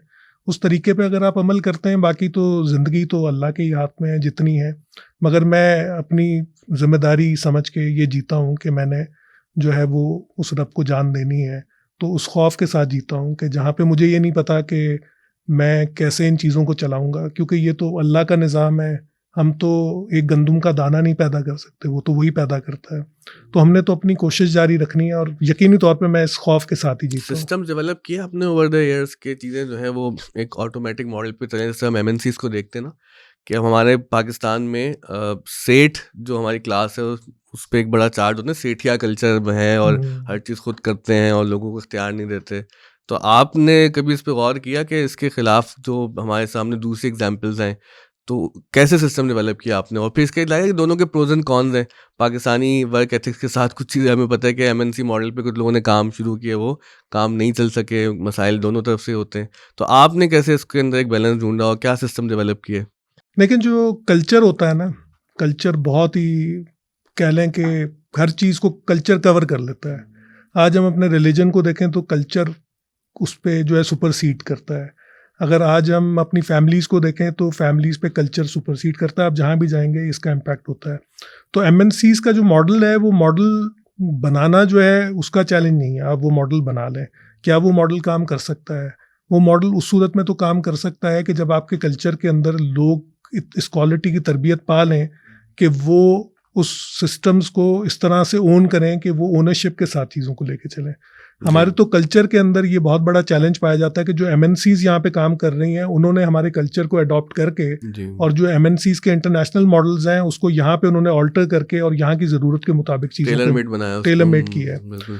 तो हम लोग इस जर्नी के अंदर डेफिनेटली बहुत पीछे हैं, मगर ये कि हम लोग इस कोशिश में रहते हैं और अच्छे प्रोफेशनल्स के साथ हम लोग अपनी जर्नी को आगे बढ़ा रहे हैं, और हम लोग जो है एफर्ट करते हैं, आईटी की हेल्प लेते हैं, सिस्टम्स को इम्प्रूव करते हैं, हम लोग लोगों के अंदर इन्वेस्ट करते हैं, लोगों की ट्रेनिंग करते हैं, अपना टाइम खुद देते हैं लोगों के साथ। जो हमारी सीनियर टीम है उसके साथ हम लोग खुद अपना वक्त काफ़ी लगाते हैं कि ताकि उनकी लर्निंग हो, और लोगों को हम लोग जो है वक्त के साथ एम्पावर भी कर रहे हैं। मगर डेफिनेटली जो एमएनसी मॉडल, जो जिस तरह के आपने खुद भी ये बात की कि पाकिस्तान के अंदर जो है वो कई तो मॉडल्स जो हैं वो सर्वाइव ही नहीं कर सके, और फिर डेफिनेटली एक ऑल्टरेशन के साथ वो फिर चल सकते हैं। मैंने पता नहीं किसका एक कॉल पढ़ा था, मुझे बड़ा अच्छा लगा। उसने कहा कि जो टॉप गाय होता है ना, जो सबसे ऊपर बैठा होता है, उसकी ये जिम्मेदारी होती है कि the show must go on, he should ensure that there is a tomorrow. तो उसमें बहुत सारी बहसें हम फॉर्म्स की कर लेते हैं, सिस्टम की कर लेते हैं, लेकिन at the end of the day के जो है वो शो चलता रहे, लोगों का रोज़गार चलता रहे और मुल्क तरक्की करता रहे। अच्छा, जब आप एक्सपेंड करते हैं तो फिर हम देखते हैं आपके प्रोडक्ट्स माशाल्लाह से काफ़ी मार्केट में नज़र आते हैं। अगर हम ऑयल की बात करें तो वो रॉयल भी अब आ गया है, ऑलिव ओला है, और मिज़ान के कई प्रोडक्ट्स हैं, फिर माशाल्लाह से कोलानेक्स की इतनी बड़ी रेंज है। तो जहाँ पर टीम बिल्डिंग एक मसला है, लोगों को इंडस्ट्री में सर्वाइव कैसे करवाना है, उनको ग्रो कैसे करवाना है, ये एक मसला है। वहीं पर मसला है प्रोडक्ट की क्वालिटी को इंश्योर करने का, क्योंकि पाकिस्तान में एक बहुत बड़ा हम मसला ये देखते हैं कि एज़ पीपल एक्सपेंड तो वो क्वालिटी मुतासिर होती है। कई रेस्टोरेंट्स के बारे में हमें नज़र आते हैं कि बड़े अच्छे होते हैं और दिल चाहता है खाने को, लेकिन जैसे ही वो एक्सपेंड करते हैं तो वो क्वालिटी ख़राब हो जाती है। तो आप लोगों ने भी क्वालिटी किस तरह से इसको मेंटेन रखा है? वो क्या प्रोसेसेस हैं आपके? देखिए क्वालिटी, अब ये डिफरेंट प्रोडक्ट्स हैं। एडिबल ऑयल की एक अपनी क्वालिटी मेंटेन करने की उसकी अपनी लैब है, उसके अपने इक्विपमेंट है, उसके अंदर इन्वेस्टमेंट करना, आपको अच्छे इक्विपमेंट लेके आना, लैब अच्छी जो है वो बनाना। फिर इसके साथ जो है आपको वो लोग जो कि क्वालिटी को मेंटेन करते हैं, अच्छे केमिस्ट, अच्छे सिस्टम्स, एक्सपीरियंस लोग जो कि इंडस्ट्री के अंदर जिनका तजर्बा है, उन लोगों को लेके आना। और उसके अंदर जो है आपको ये कंटिन्यू प्रोसेस है जिसके अंदर आपको इन्वेस्ट करते रहना होता है। फिर आपको जो है क्वालिटी जो है एक क्वालिटी कंट्रोल की टीम पूरी डेवलप करनी पड़ती है, जो कि आपकी जो भी प्रोडक्शन हो रही है, प्रोडक्शन से पहले आप रॉ मटेरियल्स रिसीव करते हैं। तो रॉ मटेरियल जो आप रिसीव करते हैं उसके एसओपीज बनाना कि आपके वो रॉ मटेरियल्स आप कैसे रिसीव करेंगे। तो जो रॉ मटेरियल्स बनाने वाली जो कंपनीज हैं, आप उनके स्टैंडर्ड्स पहले जाके विजिट करते हैं, वो मेंटेन करवाते हैं, और वो फिर मेंटेन होते रहे, उनके आपके लगातार विजिट होते हैं। फिर वो जो माल आ रहा है, आप जब उसको रिसीव करते हैं तो आप उस माल की क्वालिटी को इंश्योर करते हैं। क्या जो मैंने पहले तो आप वो कंपनीज शॉर्टलिस्ट करते हैं जिनसे आप माल लेंगे। फिर उन कंपनीज के जो प्रोडक्ट आपके पास रिसीव हो रहा है, आप उसकी क्वालिटी की इनटेक को कंट्रोल करते हैं, वो क्या उस क्वालिटी के मुताबिक आपको रिसीव हो रहा है। फिर आपकी मशीनरी, आपके लोग, आपके systems, state of the art machinery. Meezan group जो है वो हमेशा, हमने जब भी एडिबल ऑयल को ले लें, टी को ले लें, बेवरेजेस को ले लें, हमने state of the art production facilities quality के साथ उसको मेंटेन किया है। और ये कि आप जो है वो शॉर्ट टर्म में कमा सकते हैं, आप ज़्यादा कमा सकते हैं, मगर ये कि आपने लॉन्ग टर्म को सोच के चलना है। और आपने ये देखना है कि मैं जो है वो अगर इस क्वालिटी को बरकरार रख के चलता हूँ, आपने शॉर्ट टर्म नहीं चलना। जैसे आपने बताया कि रेस्टोरेंट्स जो हैं वो टेम्परेरी चलते हैं, या कोई प्रोडक्ट आता है बहुत अच्छा होता है, वक्त के साथ आप देखते हैं उसकी डिमांड बढ़ी और क्वालिटी नीचे चली गई। तो वो लोग ये देखते हैं कि जी हमें तो अगर हम ये एक्स रॉ मटेरियल हम सस्ता लेंगे और सस्ता लेके हम इतनी बचत कर लेंगे तो ये तो हमें इतने पैसे बच जाएंगे, मगर ये शॉर्ट टर्म होता है। जैसे क्वालिटी नीचे जाती है फिर डिमांड भी नीचे चली जाती है। एग्जैक्टली ऐसा ही है। अच्छा, ये सवाल ले रहे हैं, मैं वहाँ पे लेके आ गया कि जो असल सवाल है कोला नेक्स्ट कोला नेक्स्ट के हवाले से एक बहस बहुत सोशल मीडिया पे भी होती है, और ज़ाहिर है कि हम कहीं चाय पीने बैठते हैं वहाँ पे भी बात होती है, क्योंकि माशाल्लाह से अब प्रोडक्ट नज़र हर जगह आ रही है, अनलाइक प्रीवियस ईयर्स के जहाँ पर हम ये लोगों से सुनते थे मिल नहीं रही, कहाँ ढूंढे। अब अल्हम्दुलिल्लाह कि हमें तो नज़र आती है और लोगों का इस पर बड़ा पॉजिटिव फीडबैक भी है। लेकिन एक सवाल ये किया जाता है कि जी कोला नेक्स्ट का जो ये उरूज है ये कनेक्टेड है डायरेक्टली बायकॉट कैंपेन से। तो ये क्या बात ठीक है कि बायकॉट से पहले आप लोग मार्केट में नहीं थे? आपकी तो 2015 से आई गेस फैक्ट्री है और ये जर्नी है, तो ये क्या चक्कर है? ये वाली जो बहस है इसमें आपका क्या टेक है? जी, इसमें मैं भी जब लोगों से मिलता हूँ तो मुझे कहते हैं कि जी आप बड़े लकी हैं, और 2 साल 3 साल 2 साल के अंदर जो है वो आपने तो कोला नेक्स्ट जो है वो छा गया और जो है आपकी लॉटरी लग गई। तो मैं उनको ये बात समझाता हूँ कि इसके पीछे 10 साल का सफ़र है, ये 10 साल की जर्नी है। इस जर्नी के अंदर जब हमने इन्वेस्टमेंट की थी तो हम क्वालिटी सिस्टम्स के साथ हमने इन्वेस्टमेंट की, अच्छी बड़ी इन्वेस्टमेंट की, और उसका मकसद यही था कि हम लोग, जो हमारी ख्वाहिश थी बचपन से मेरे भाइयों की, कि हम पाकिस्तान के अंदर एक ऐसा प्रोडक्ट लेके आएँ जो कि सब्सटीट्यूट हो, जो कि मल्टीनेशनल प्रोडक्ट्स आते हैं, और उसको सब्सटीट्यूट इस लेवल पे करे कि लोग जो हैं वो उसको यानी एज अ ट्रू रिप्लेसमेंट जो है पी सकें। तो जब हमने इसको शुरू किया तो इसके अंदर हमारा टॉप ऑफ माइंड आप कह लें कि जो हमारे प्लान का हिस्सा था वो ये था कि हम लोग जो है वो क्वालिटी पे कॉम्प्रोमाइज़ नहीं करेंगे, हम वो चीज़ लोगों को प्रोवाइड करेंगे कि जो चीज़ जो है वो उसका ट्रू रिप्लेसमेंट हो। मगर जब हमने उसको लॉन्च किया तो अनफॉर्चुनेटली पाकिस्तानी कौम के उनके अपने तजर्बात की वजह से उनके बैड एक्सपीरियंसेस हैं पाकिस्तानी कौम के, कि जब भी पाकिस्तानी कंपनी कोई प्रोडक्ट मल्टीनेशनल कंपनी के सामने देती हैं तो बहुत कम कंपनीज ऐसी हैं जो कि बहुत अच्छी क्वालिटी के प्रोडक्ट देती हैं कि वो उसके साथ उस क्वालिटी को मैच कर सके, मीट कर सके, कम्पीट कर सके। तो जब हम इस प्रोडक्ट को हमने लॉन्च किया तो ये एक सफ़र है कि जिसके अंदर जो है वो हमें 10 साल लगे, और जब लोगों ने जो है वो इसको ट्राई किया हमारे प्रोडक्ट को, और देखें जब कौम फैसला करती है कि मैंने अपने मुल्क के प्रोडक्ट के साथ खड़े होना है, और जब ये कौम फैसला करती है तो तब्दीली आती, तो चेंज आता है। तो ये चेंज वहाँ पे आया कि जब लोगों ने ये फैसला किया कि हम अपने मुल्क के प्रोडक्ट को जो है वो प्रेफर करेंगे और उसको इस्तेमाल करेंगे। तो जब लोगों ने जो है जब इसको इस्तेमाल करना शुरू किया तो दूसरे प्रोडक्ट भी मार्केट में मौजूद थे, मगर जब उन्होंने इसको इस्तेमाल किया और जब उन्होंने हमारे ड्रिंक्स को पिया तो उन्होंने ये चीज़ जब हमसे डिस्कस की, उन्होंने कहा कि ये वो प्रोडक्ट है कि जिसके अंदर क्वालिटी वाइज टेस्ट वाइज कोई कमी नहीं है। तो अल्लाह का शुक्र है कि अल्लाह की मेहरबानी है कि हमारी वो जो नीयत, हमारी एफर्ट, जो 10 साल का सफ़र है, उसको अल्लाह पाक ने जो है वो रब ताला ने जब चाहा तो वो एक चेंज आया। मगर ये कौमों के फैसले होते हैं। अगर आज ये कौम, पाकिस्तानी कौम जो है, अगर वो ये फैसला करती है कि हमने कोला नेक्स्ट या कोई भी ऐसा प्रोडक्ट जो प्रोडक्ट क्वालिटी के साथ चल रहा है, तो डेफिनेटली ये कौम का फैसला है और कौम ने अपना डिसीजन खुद लेना है। हम किसी के दिल में नहीं डाल सकते, हम किसी को ज़ोर से नहीं कह सकते वो ये करें। ये कौम ने अपना डिसीजन खुद लेना है, और ये कौम इतनी बाशऊर है कि वो इस चीज़ को समझती है कि क्या सही है क्या गलत है, वरना तो हर पाकिस्तानी प्रोडक्ट चल पड़ता। और मैं तो ये कहूँगा कि पाकिस्तानी कंपनीज़ को इन्वेस्ट करना चाहिए, पाकिस्तानी कंपनीज़ को क्वालिटी प्रोडक्ट्स लेके आने चाहिए।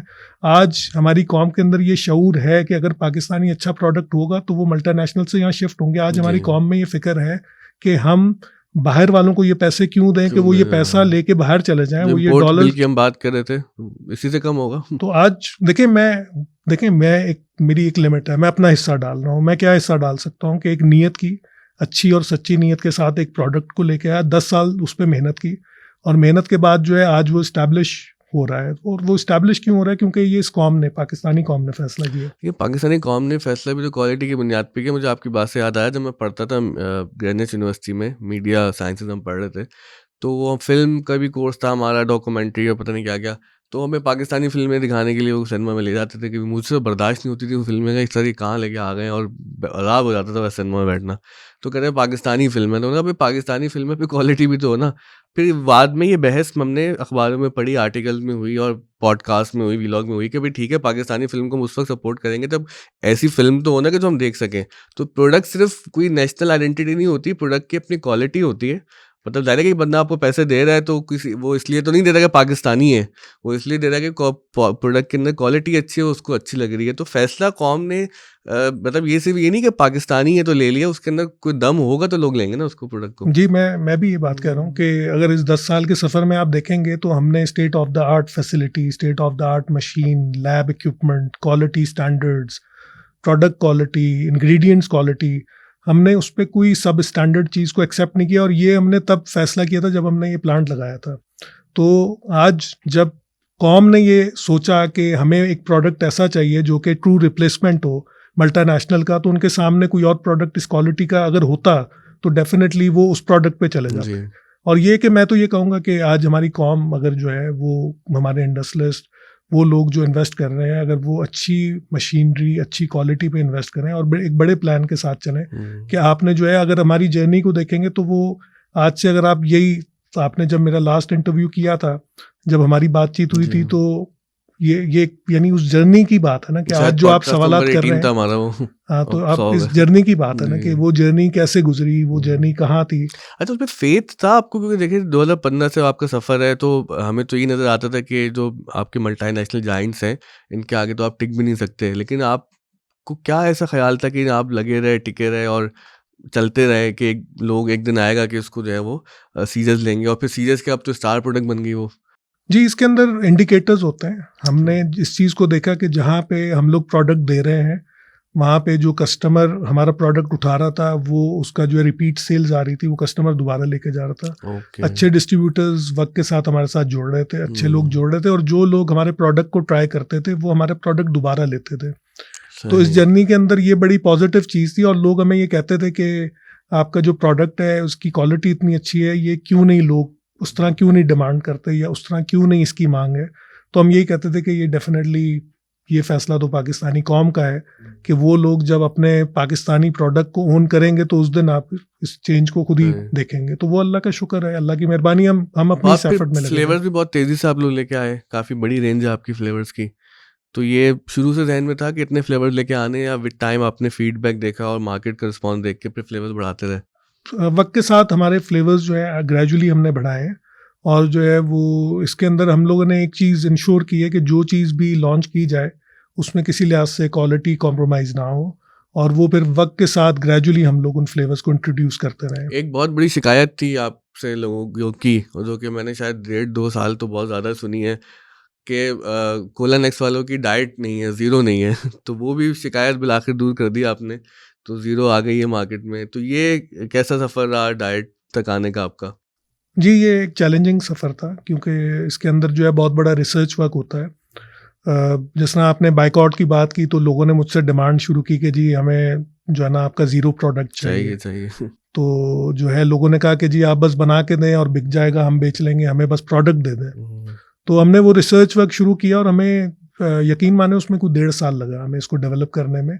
और आज जो है 1.5 हमारा साल? जी 1.5 साल का अरसा हमें लगा, और हमारा जो ज़ीरो प्रोडक्ट है वो अगर आप उसको टेस्ट ट्रायल करेंगे तो मैंने पिया है जी। ये ज़ीरो आफ्टर टेस्ट है, यानी इट्स नॉट जस्ट ज़ीरो, यानी शुगर भी नहीं है और इसका ज़ीरो के लिहाज से आफ्टर टेस्ट भी नहीं है।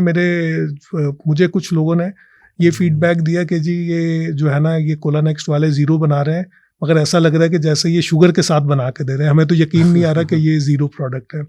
तो जब ऐसे फीडबैक आते हैं तो आपको खुशी भी होती है कि हमने एक रिसर्च वर्क एफर्ट की, और जब हमारे कोई पास शुगर नहीं है, तो मैंने कई दफा जी पिया। ज़ीरो का मतलब शुगर नहीं है, मगर आप जब मतलब कोई पियेंगे तो क्लिप उसका काट आफ्टर लिया टेस्ट आपका। नहीं है। तो वो जो है तो ये अल्लाह का शुक्र है कि इसके अंदर नहीं, बल्कि effort मुझे हुई। तो चीज़ अच्छी लगी है कोला ज़ीरो की। उसके अंदर इनफैक्ट ये कि जो डायरेक्ट कि जब हम शुगर छोड़ते हैं तब हम चल जाते हैं ना ज़ीरो की तरफ। किसी को डायबिटीज़ है या फिटनेस की वजह से, हेल्थ रीजंस की वजह से कि भाई मुझे कैलोरी इनटेक अपना कम करना है, तो उसके टेस्ट के अंदर से वो वाली चीज़ नहीं है कि आपको फील हो कि मतलब अब कुछ ड्रिंक्स इतनी मीठी ज़ीरो में भी हो गई हैं कि वो समझ नहीं आता बाज़ औक़ात कि ये ओरिजिनल वाली है यानी कि रेगुलर हम कहते हैं, या ज़ीरो वाली है। तो वो डिफरेंस काफ़ी उसके अंदर अच्छा है।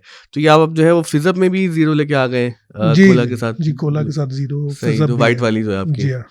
तो अब इसके मार्केट का रिस्पॉन्स आपने गॉज करना शुरू किया है? जी, इसमें भी आपको पता है कि थोड़ा-सा वक़्त लेता है, क्योंकि लोग जो हैं जब उनके पास जब आप एक नया प्रोडक्ट बनाते हैं, वो डिस्ट्रीब्यूट होता है, वो पहुँचता है, लोगों की तो एक्स्ट्रा ऑर्डिनरी डिमांड है। जब हम इसको हर जगह अवेलेबल जैसे-जैसे करते जा रहे हैं, वहाँ से माशाल्लाह लोग उठा भी रहे हैं, पी भी रहे हैं, और बहुत पॉजिटिव फीडबैक इसका आ रहा है हमें। तो ये जो आपकी जो बेवरेज इंडस्ट्री का जो खासतौर पर सफ़र है, तो उसके अंदर इनोवेशन कितनी इंपॉर्टेंट रही है आपकी? क्योंकि जो हम डॉक्यूमेंट्रीज देखते हैं वहाँ पे रोबोटिक आर्म्स हैं और वो लाइन्स चल रही हैं और फिर ह्यूमन टच नहीं है। तो ये सारा जो आइडिया था ये आपको कैसे आया, और फिर इसमें कितना आपको वक्त लगा इस पूरे आइडिया को इम्प्लीमेंट करने में? देखिए, ये जर्नी जो है इसके अंदर जो सबसे इम्पोर्टेंट चीज़ है वो हम जो है हम तीनों भाइयों ने, नवीद भाई, खालिद भाई, हमने ये फ़ैसला लिया, और जो है मेरे वालिद हाजी रियाज साहब, उन्होंने जो है वो हमें इजाज़त दी कि आप जो है वो स्टेट ऑफ द आर्ट और क्वालिटी पे कॉम्प्रोमाइज़ नहीं करेंगे। अगर आप ये काम करेंगे तो बहुत अच्छी क्वालिटी और लेटेस्ट जो मल्टीनेशनल स्टैंडर्ड्स की जो मशीन्स हैं उसके साथ आप काम करेंगे। तो हमने जो है वो बड़े जर्मन ग्रुप है KHS, जो कि दुनिया में बड़ा ग्रुप माना जाता है, और वो जो है इंटरनेशनली मल्टीनेशनल कंपनीज के सप्लायर हैं। तो उनसे हमारी मीटिंग हुई, और उसके अंदर हमारी ये चीज़ें डिस्कस हुई कि हम लोग किसी लिहाज से कॉम्प्रोमाइज़ नहीं चाहते हैं, और हम लोग इंटरनेशनल स्टैंडर्ड्स को फॉलो करते हुए इस सारे प्रोसेसेस को उसी के मुताबिक लेके चलना चाहते हैं। तो उसके अंदर डिफरेंट ऑप्शंस थी। हम डिफरेंट ऑप्शंस के साथ हमने उन चीज़ों को देखा, और जो है वो उसके अंदर डेफिनेटली अगर हम लोग जो है वो चाहते हैं कि हम लोग वो इन्वेस्टमेंट कम करें और हम लोग उस तरह भी काम कर सकते हैं, तो उस सूरत में हमें जर्मन के बजाय चाइनीज़ ऑप्शंस पे जाना पड़ जाता, but we decided to go with German machinery. तो वो हमने बेस्ट ऑफ द बेस्ट को चूज़ करने का एक फार्मूला रखा, और उसके अंदर सिर्फ मशीनरी नहीं, हमारे इंग्रेडिएंट्स को ले लें, हमारी पैकेजिंग को ले लें, हमने किसी भी चीज़ के अंदर कोई कॉम्प्रोमाइज़ नहीं किया। तो वो एक जर्नी डेफिनेटली जो है एक difficult journey in a sense कि आपको ये नहीं पता होता कि इसका रिस्पॉन्स कैसा आएगा, इसका फ्यूचर क्या होगा, मगर ये कि और उसकी एक जर्नी की एक कॉस्ट है। आपने वो वक्त गुजारा है, आपने टफ़ टाइम्स देखे हैं, और आज उस 10 साल के अरसे के बाद जो है वो उसका रिस्पॉन्स आना, वो चीज़ें चलना, तो ये आप ये समझ लें कि जो ये मूवीज़ हम देखते हैं तो हमारे जहन में ये हो जाता है वो 2 घंटे की मूवी के अंदर जो है वो हीरो बच्चे से लेके और वो एक सक्सेसफुल और पैसे वाला हीरो होता है, तो हमारे जहन में शायद ऐसी पिक्चर बन जाती है कि रातों रात चीज़ें हो सकती हैं। तो मैं ये कहना चाहूँगा इस प्लेटफॉर्म पे रातों रात कुछ भी नहीं होता है। ये लाइफ जो है ये मेहनत, लाइफ लॉन्ग जर्नी है ये। ऐसा ही अच्छा, आपकी मेहनत के मजेदार बगैर जर्नी नहीं है। आपके एडवर्टीजमेंट कैंपेन्स की भी है। अभी अली अज़मत साहब का वो आपका एंथम चल रहा है, क्योंकि गोला नेक्स्ट है पाकिस्तानी। जो पहले हमने हमजा अली अब्बासी साहब को देखा और हुमायूं सईद साहब को देखा, तो एडवर्टीजमेंट पूरी जर्नी है आपकी, उसमें आपका अपना रोल कितना रहता है और ये ओवर द ईयर्स किस तरह से आप उसको शिफ्ट करते रहे?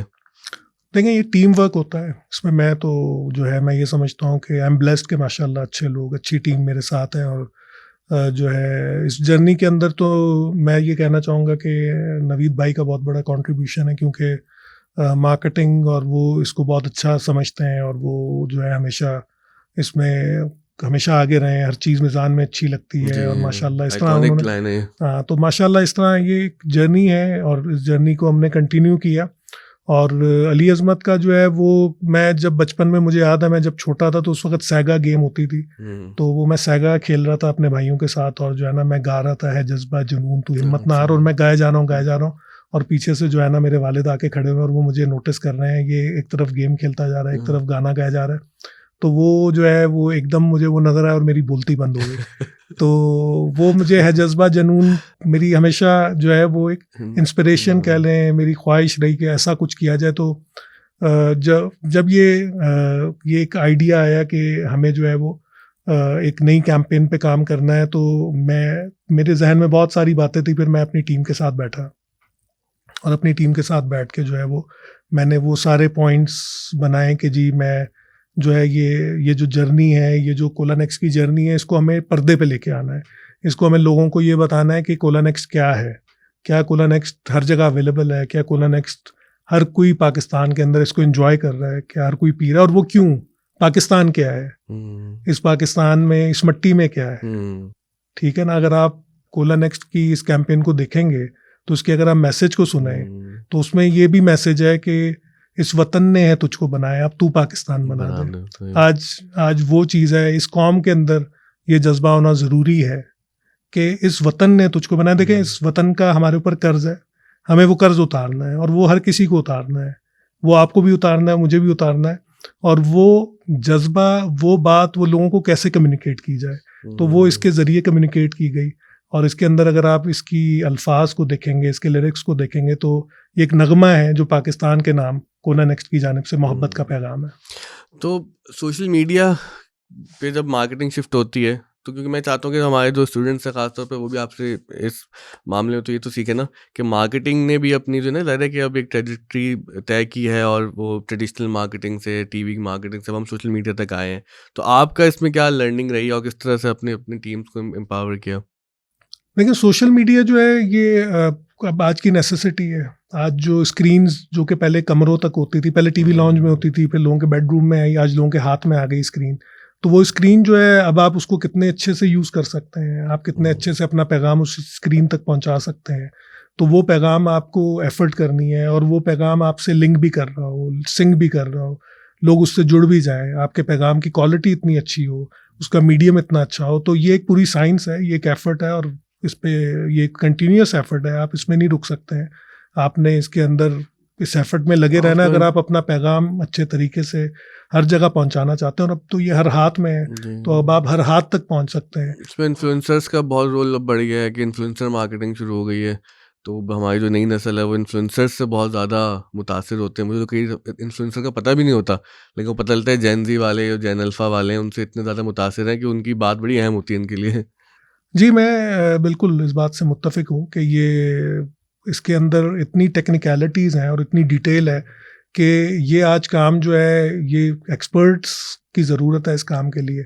और जो है वो आपको एक एफ़र्ट, एक कंटिन्यूस एफ़र्ट है और ये डायनेमिक, ये इसकी जो है ना वो अगर आप देखेंगे तो ये बहुत डायनेमिक है ये, यानी कितनी तेज़ी से ये चेंज हो रही है।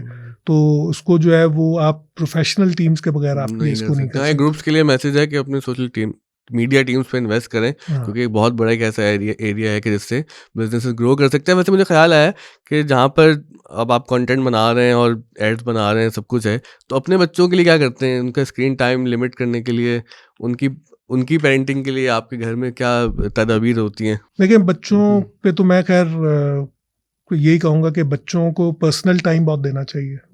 बच्चों की छोटे छोटे सवाल को खुद एड्रेस करना चाहिए। बच्चे का वो सवाल जो सवाल वो कर नहीं सकता, वो आपके पास टूटा फूटा लेके आता है, आप उसका सवाल पूरा करें और उसको जवाब दें।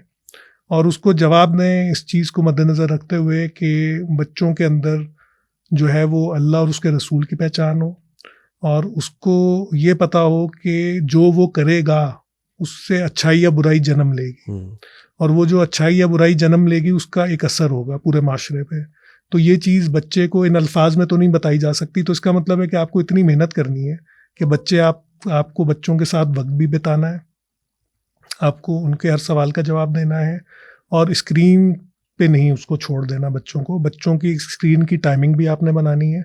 मेरी वाइफ ने जो है वो मेरा एक बेटा एक बेटी है, दोनों को गैजेट्स दिए हुए हैं, यानी टैबलेट्स दिए हुए हैं, और वो टैबलेट जो है वो उसका स्क्रीन टाइम जो है वो उसने एक अकाउंट बनाया हुआ है, वो उस अकाउंट के अंडर वो चलते हैं, वो उनके अकाउंट, और वो उसके अंदर जो है अगर कोई वीकेंड आता है तो इनका वैसे 8 o'clock पे स्क्रीन टाइम ऑफ हो जाता है। पहले स्कूल से ही वो आते हैं, उनको उसके बाद उनकी कुरान की क्लास होती है, कुरान को समझते हैं, कुरान पढ़ते हैं, और फिर जो है वो उनकी कुछ एक्टिविटी होती है, आउटडोर एक्टिविटी करें, और उसके बाद जो है खाना खा के। तो स्क्रीन टाइम पहले ही लिमिटेड होता है, वीकेंड्स पे थोड़ा सा ज़्यादा होता है डेफिनेटली। और फिर जो है वो उसके अंदर भी मेरी वाइफ जो है वो मेक श्योर करती है कि वो एक्स्ट्रा ऑर्डनरी ना हो। जिस तरह 8 बजे होता है तो वीकेंड पे वो 9 हो जाएगा, 9:30 हो जाएगा। और ये कि हम लोग कोशिश ये करते हैं कि हम उनके सवालों को एंटरटेन करें। हम जो है वो जिस तरह मैं अपने बच्चों के साथ क्वेश्चन ऑफ द डे एक मैंने रखा हुआ है, मैं बच्चों के साथ बैठता हूँ कि क्वेश्चन ऑफ द डे, एक सवाल बेटी करेगी, एक बेटा करेगा, एक मैं करूँगा, वो सवाल करते हैं, ताकि मैं देखता हूँ कि उनके जहन में क्या चल रहा है, उनकी फिक्र क्या है, उनकी सोच क्या है। अच्छी बात बताई आपने कि करना चाहिए बच्चों के साथ। बच्चे जो हैं वो अजनबी ना हो जाए। बच्चे जो हैं वो आपके बच्चे हैं, या तो वो आपके बच्चे आपके साथ होंगे, या तो वो जो उनको इन्फ्लुएंस करेगा उसके साथ होंगे। तो बेस्ट इन्फ्लुएंसर पेरेंट्स को होना चाहिए, और जब तक पेरेंट्स वो बेस्ट इन्फ्लुएंसर रहेंगे तो वो चीज़ जो कि बाहर माशरा उनको किस शक्ल में पेश करेगा, आप उसको कितने अच्छे तरीके से बता सकते हैं। आप उनको अल्लाह की पहचान करा सकते हैं, आप उनको रसूल की पहचान कराते हैं, आप उनको कुरान की पहचान कराते हैं, आप उनको अच्छाई बुराई की पहचान कराते हैं। और ये पहचान जो है वो बहुत मुश्किल है कि वो बाहर से कहीं से ले सकें। बहुत लाजमी ड्यूटी है वालिदैन की। आपने एक बड़ी बैलेंस बात की, क्योंकि कभी हम पूछते हैं किसी से तो कुछ लोग कहते हैं कि भाई हमने तो गैजेट्स दिए ही नहीं और बिल्कुल पाबंदी, तो उससे भी बच्चों में एक रिजेंटमेंट पैदा होती है। फिर एक हम इंतहा देखते हैं कि वालिदैन ने स्क्रीन के हवाले कर दिए बच्चों को। ये अच्छा आपने कहा कि भाई कि आप बच्चों को गैजेट्स दे दें अगर आप दे सकते हैं, लेकिन उसको सर्वेलेंस करें, उसको मॉनिटर करें। और इस तरह के अब तो बड़े आसानी से अकाउंट्स बन जाते हैं कि वो टाइम लिमिट हो जाता है। आप वेबसाइट्स पर जो है ब्लॉक्स लगा सकते हैं, बल्कि अब तो ऐसे टैबलेट्स भी आ रहे हैं कि जिसके अंदर बच्चे को क्या देखना है क्या नहीं देखना है, एजुकेशनल मटेरियल कितना है, गेम्स कितने हैं, वो सब भी कंट्रोल हो जाता है। तो एक कंट्रोल्ड एनवायरनमेंट में बच्चों को गैजेट्स देने चाहिए। जो बिल्कुल ही बच्चों को आज़ाद छोड़ देना है स्क्रीन के साथ, ये भी बड़ा ख़तरनाक है। और मेरे ख्याल से दूसरी चीज़ भी बड़ी ख़तरनाक है कि बच्चों को महरूम रखना, क्योंकि उसके भी हमने ना बड़े मनफी असरात देखे हैं लोगों की ज़िंदगी पे। फिर जैसे ही उनको इख्तियार मिलता है वो बिल्कुल ही फिर एक दूसरी तरफ भागते हैं बच्चे। जी, मैं आपसे एग्री करता हूँ कि कई लोगों को मैं देखता हूँ कहते हैं हमने घर में टीवी भी नहीं लगाया, हमने बच्चों को टैबलेट भी नहीं दिया, हम तो जी वो ये समझते हैं कि शायद वो बिल्कुल दुरुस्त कर रहे हैं। हो सकता है शायद, मैं तो ये समझता हूँ कि जो है वो महरूमी नहीं होनी चाहिए किसी चीज़ की भी। आपको बच्चों को हर चीज़ की एक्सेस देनी चाहिए, और वो उनकी एज के मुताबिक उसकी एक लिमिट होनी चाहिए, और उन सिस्टम्स के साथ चलना चाहिए। जो बच्चे हैं वो पेरेंट्स से ही चीज़ें लेते हैं। जैसे मेरे बच्चे हैं, अगर मैं उनको ये दिखाऊंगा कि जी यानी मैं हर चीज़ में दुरुस्त हूँ, मैं गलत नहीं हो सकता, तो उनको लगेगा वो भी गलत नहीं हो सकते हैं। और अगर जो है वो ये देखते हैं कि जहाँ पे मैं गलती करता हूँ और मैं उनको कहता हूँ कि यार ये मुझसे गलती हो गई है, मैं माज़रत चाहता हूँ, माफ़ी चाहता हूँ, तो वो ये चीज़ जब देखते हैं कि यार ये ऐसा कर रहे हैं।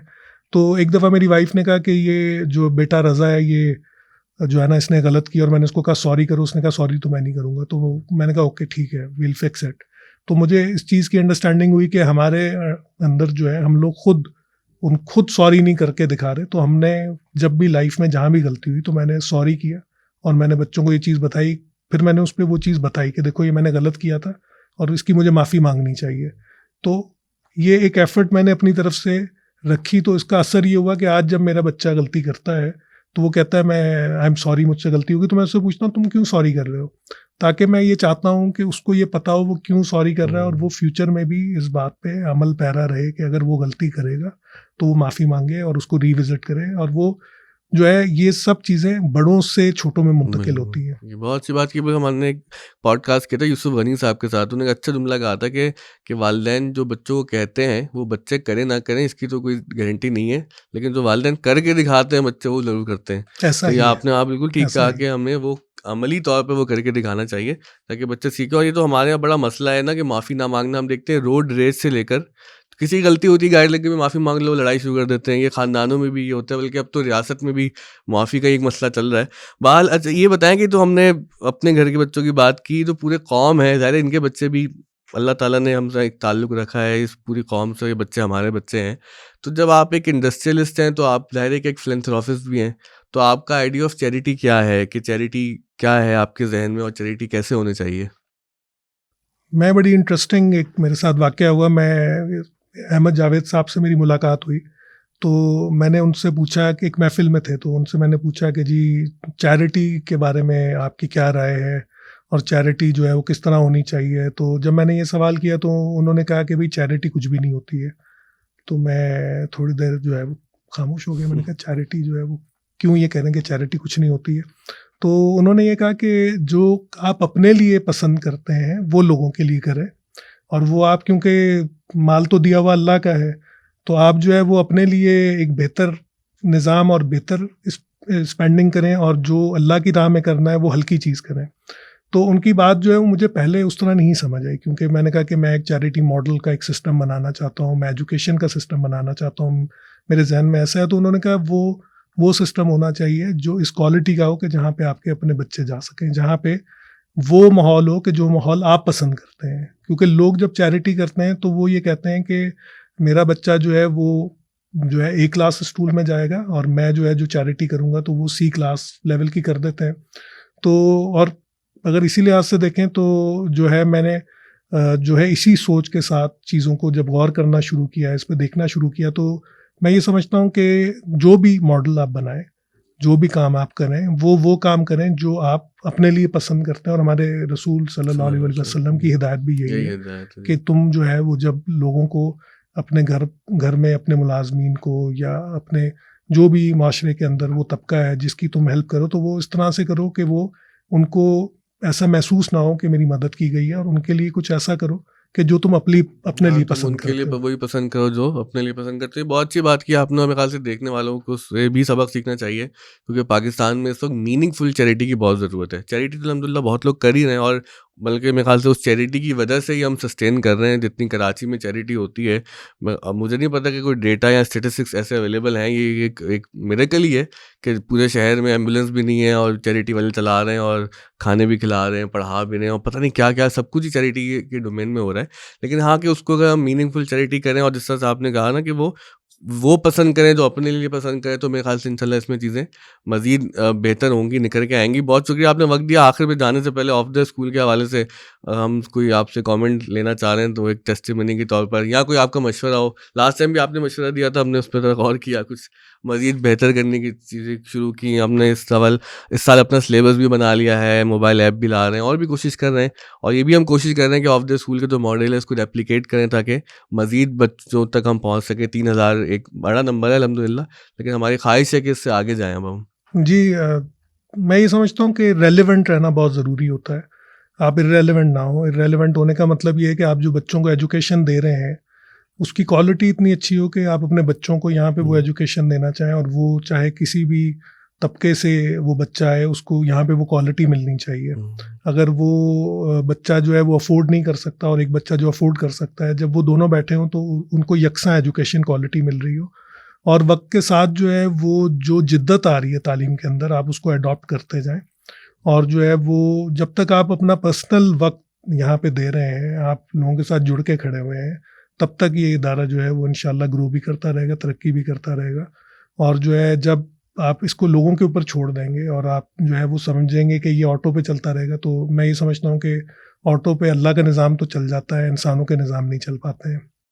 इंसान मैनुअल गाड़ी ही पे खुश रहेगा। और बल्कि हाँ, this is how it is कि आपको अपना पर्सनल वक़्त देना चाहिए, और ये बहुत ज़रूरी है कि जहाँ पे हम अपनी रोज़गार के लिए, अपने मफ़ादात के लिए कोशिश करते हैं, वहाँ पर अगर कोई हम नेकी का काम कर रहे हैं, तो उसमें, और मेरे ख़्याल से चैरिटी बहुत बड़ी वक़्त देना भी है, कि ये भी अब लोग कम समझते हैं कि ना, कि वक़्त देना, अपना मोमेंट शेयर करना, अपना एक्सपीरियंस शेयर करना, किसी को कुछ सिखा देना, ये भी बहुत बड़ी चैरिटी। बल्कि अब हम तो ऑफ द स्कूल के प्लेटफॉर्म से लोगों को दावत दे रहे हैं, और लोग माशाल्लाह से आ भी रहे हैं कि जो वॉलंटियर्स हैं, कि वो आएँ हमारे पास, वक्त गुजारें हमारे सिस्टम में। अगर ज़ाहिर खामियां तो हैं, उसको किस तरह से हमने इम्प्रूव करना है, कैसे मज़ीद रोबस्ट सिस्टम बना सकते हैं। तो देखने वालों के लिए भी ये पैगाम है मेरी तरफ से कि भाई आप ऑफ द स्कूल आएँ, अपना वक्त दें, और जैसे भी हमें सपोर्ट कर सकते हैं करें। मैं चाहूँगा जाने से पहले आप जो पाकिस्तान से बाहर इन्वेस्टर्स हैं, जो ओवरसीज़ पाकिस्तानी हैं, अगर आप उनको कोई पैगाम दें पाकिस्तान में इन्वेस्ट करने के हवाले से, क्योंकि माशाल्लाह you have a very successful story of colon X and your group. तो चूंकि एक कामयाब आदमी की बात पर यकीन होता है, मैं ये कहूँगा कि इंडस्ट्री लगाएं आके, तो बोलेंगे निज़म भाई आपने क्या किया है, आप तो एक छोटा सा स्कूल चला रहे हैं। आप अगर पाकिस्तान से बाहर रहने वालों को ये मैसेज दें कि वो पाकिस्तान में इन्वेस्ट करें, यहाँ पर बिजनेस लगाएं, यहाँ पर इंडस्ट्री लगाएं, ताकि यहाँ पे पाकिस्तान में सबका फ़ायदा हो। जी, मैं ये समझता हूँ कि अगर देखा जाए तो SIFC एक अच्छा मॉडल है, जो कि इस वक्त हमारे जो मैं समझता हूँ कि वो एक मॉडल है कि जिसके थ्रू जो है वो फॉरेन इन्वेस्टर्स को आना चाहिए, पाकिस्तानी को स्पेशली, हमारे जो पाकिस्तानी बाहर बसते हैं दुनिया भर में।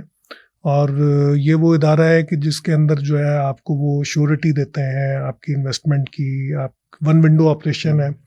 और पाकिस्तान में जो है वो अपॉर्चुनिटीज़ बहुत ज़्यादा है डेफिनेटली, और जो है मैं ये समझता हूँ कि अपॉर्चुनिटीज़ देयर, सिर्फ जो स्टिल मैं, क्योंकि मैं आदत से मजबूर हूँ, और वो मैं दोबारा वो बात रिपीट करूँगा कि रियासत को इंश्योर करना होगा कि स्टेबिलिटी हो। जब बाहर से लोग आए SIFC के अंडर वो इन्वेस्टमेंट करें, और SIFC जो है वो उस चीज़ को इंश्योर करे कि स्टेबिलिटी दे। और SIFC बहुत अच्छा काम कर रही है, और मुझे देख के खुशी हुई जब मैंने उनके इनिशिएटिव्स को देखा। तो मैं ये समझता हूँ कि जो पाकिस्तानी बाहर बैठे हुए हैं वो एक बड़े प्लान के साथ आएँ, और पाकिस्तान के अंदर जो है वो बहुत बड़ा गैप है, और वो उस गैप को देखें। वो यही गैप है जो हमने डिस्कस किया, हमारा इम्पोर्ट बिल बहुत बड़ा है, इम्पोर्ट क्या क्या हो रहा है वो चीज़ों को देखें, और उसमें जो नेसेसिटीज़ है, आप नेसेसिटीज़ पे इन्वेस्टमेंट करें। You can not go wrong. Food related product बाहर से इंपोर्ट हो रहे हैं, बहुत सारी ऐसी चीज़ें जो इंपोर्ट हो रही हैं, और जिसके अंदर बहुत बहुत गुंजाइश है। IT एक बहुत बड़ा सेक्टर है जिसके अंदर बड़ा रूम है अभी पाकिस्तान से काम करने का, सर्विस सेक्टर जो हमारा है। जी, IT तो अगर आप इंडिया को देखें, उनकी लास्ट ईयर की जो एक्सपोर्ट है $210 बिलियन की है, इंडिया की लास्ट ईयर की एक्सपोर्ट। और पाकिस्तान जो है वो, अगर आप देखें, मैं ये कह रहा हूँ कि ये दो मुल्क हैं जो कि एक ही वक्त में आज़ाद हुए, मगर ये कि उनकी जर्नी अगर आप देखें, आज वो 210 बिलियन पे, अगर हम पाकिस्तान को छोटा भी कर लें स्केल में, तो पाकिस्तान जो है वो 210 बिलियन के बजाय 20 बिलियन पे ही खड़ा होता कि IT के एक्सपोर्ट होती है। मगर अनफॉर्चुनेटली ऐसा नहीं है। तो अगर ऐसा नहीं है तो वो कहाँ कमी है? वो कमी हमें ही देखनी है। अगर मेरे घर के अंदर कहीं पे अंधेरा है तो वो लाइट, वो बल्ब, वो मुझे ही लगाना होगा, वो कोई और आके बाहर से आके नहीं लगाएगा, वो वरना अंधेरा ही पहले तो एडमिट करना होगा भाई वो अंधेरा है, वो रोशनी नहीं है। फिर कोई उसकी निशानदेही करे तो उसको अप्रिशिएट करें, और फिर बल्ब भी लगा दें। बिल्कुल, आपने दुरुस्त बात की ये है। बहुत ज़रूरी है। पहले निशानदेही होगी, और निशानदेही होके उसके मुताबिक उस पर अमल करना होगा। बहुत बहुत शुक्रिया आपके वक्त का, और बहुत सी लर्निंग है इस पॉडकास्ट के अंदर, जो कि मैंने भी ज़ाहिर है कि लाइव सुना है, फिर एडिट पे देखूंगा, और फिर दुनिया भी देखेगी, तो इंशाल्लाह लोगों का फीडबैक भी आएगा। आपने बहुत वक्त दे दिया हमें, और बहुत सारी चीज़ें ऐसी हैं जिस पर हमें गौर करना चाहिए, और मेरे ख्याल से गौर के साथ साथ सब कुछ कर लेना भी चाहिए। कि वो अल्लामा इकबाल का एक शेर है ना, कि अमल से ज़िंदगी बनती है, जन्नत भी जहन्नुम भी, ये खाकी अपनी फितरत में ना नूरी है ना नारी है। तो उन बातों से निकलें कि यार हम नंबर 1 हैं मुल्क, और ये इन बातों में कुछ नहीं रखा हुआ, कि जो अमल की दुनिया में आगे बढ़ता है, अल्लाह ताला उसको यकीनन दुनिया में भी तरक्की देता है और आखिरत भी अच्छी करता है। तो बहुत बहुत शुक्रिया फ़कार साहब आपके वक्त का। उम्मीद है कि इंशाल्लाह फिर किसी मौके पर आपसे गुफ्तगू होगी। आज 100 पॉडकास्ट हुए हैं, इंशाल्लाह कोई फिर दोबारा माइलस्टोन बन रहा होगा तो इंशाल्लाह फिर हम आपको ज़हमत देंगे। और इस शेर के साथ आज के पॉडकास्ट का अख्ताम करते हैं कि खुदा करे कि मेरी अर्ज़ पाक पर उतरे वो फसले गुल जिसे अंदेश है ज़वाल ना हो।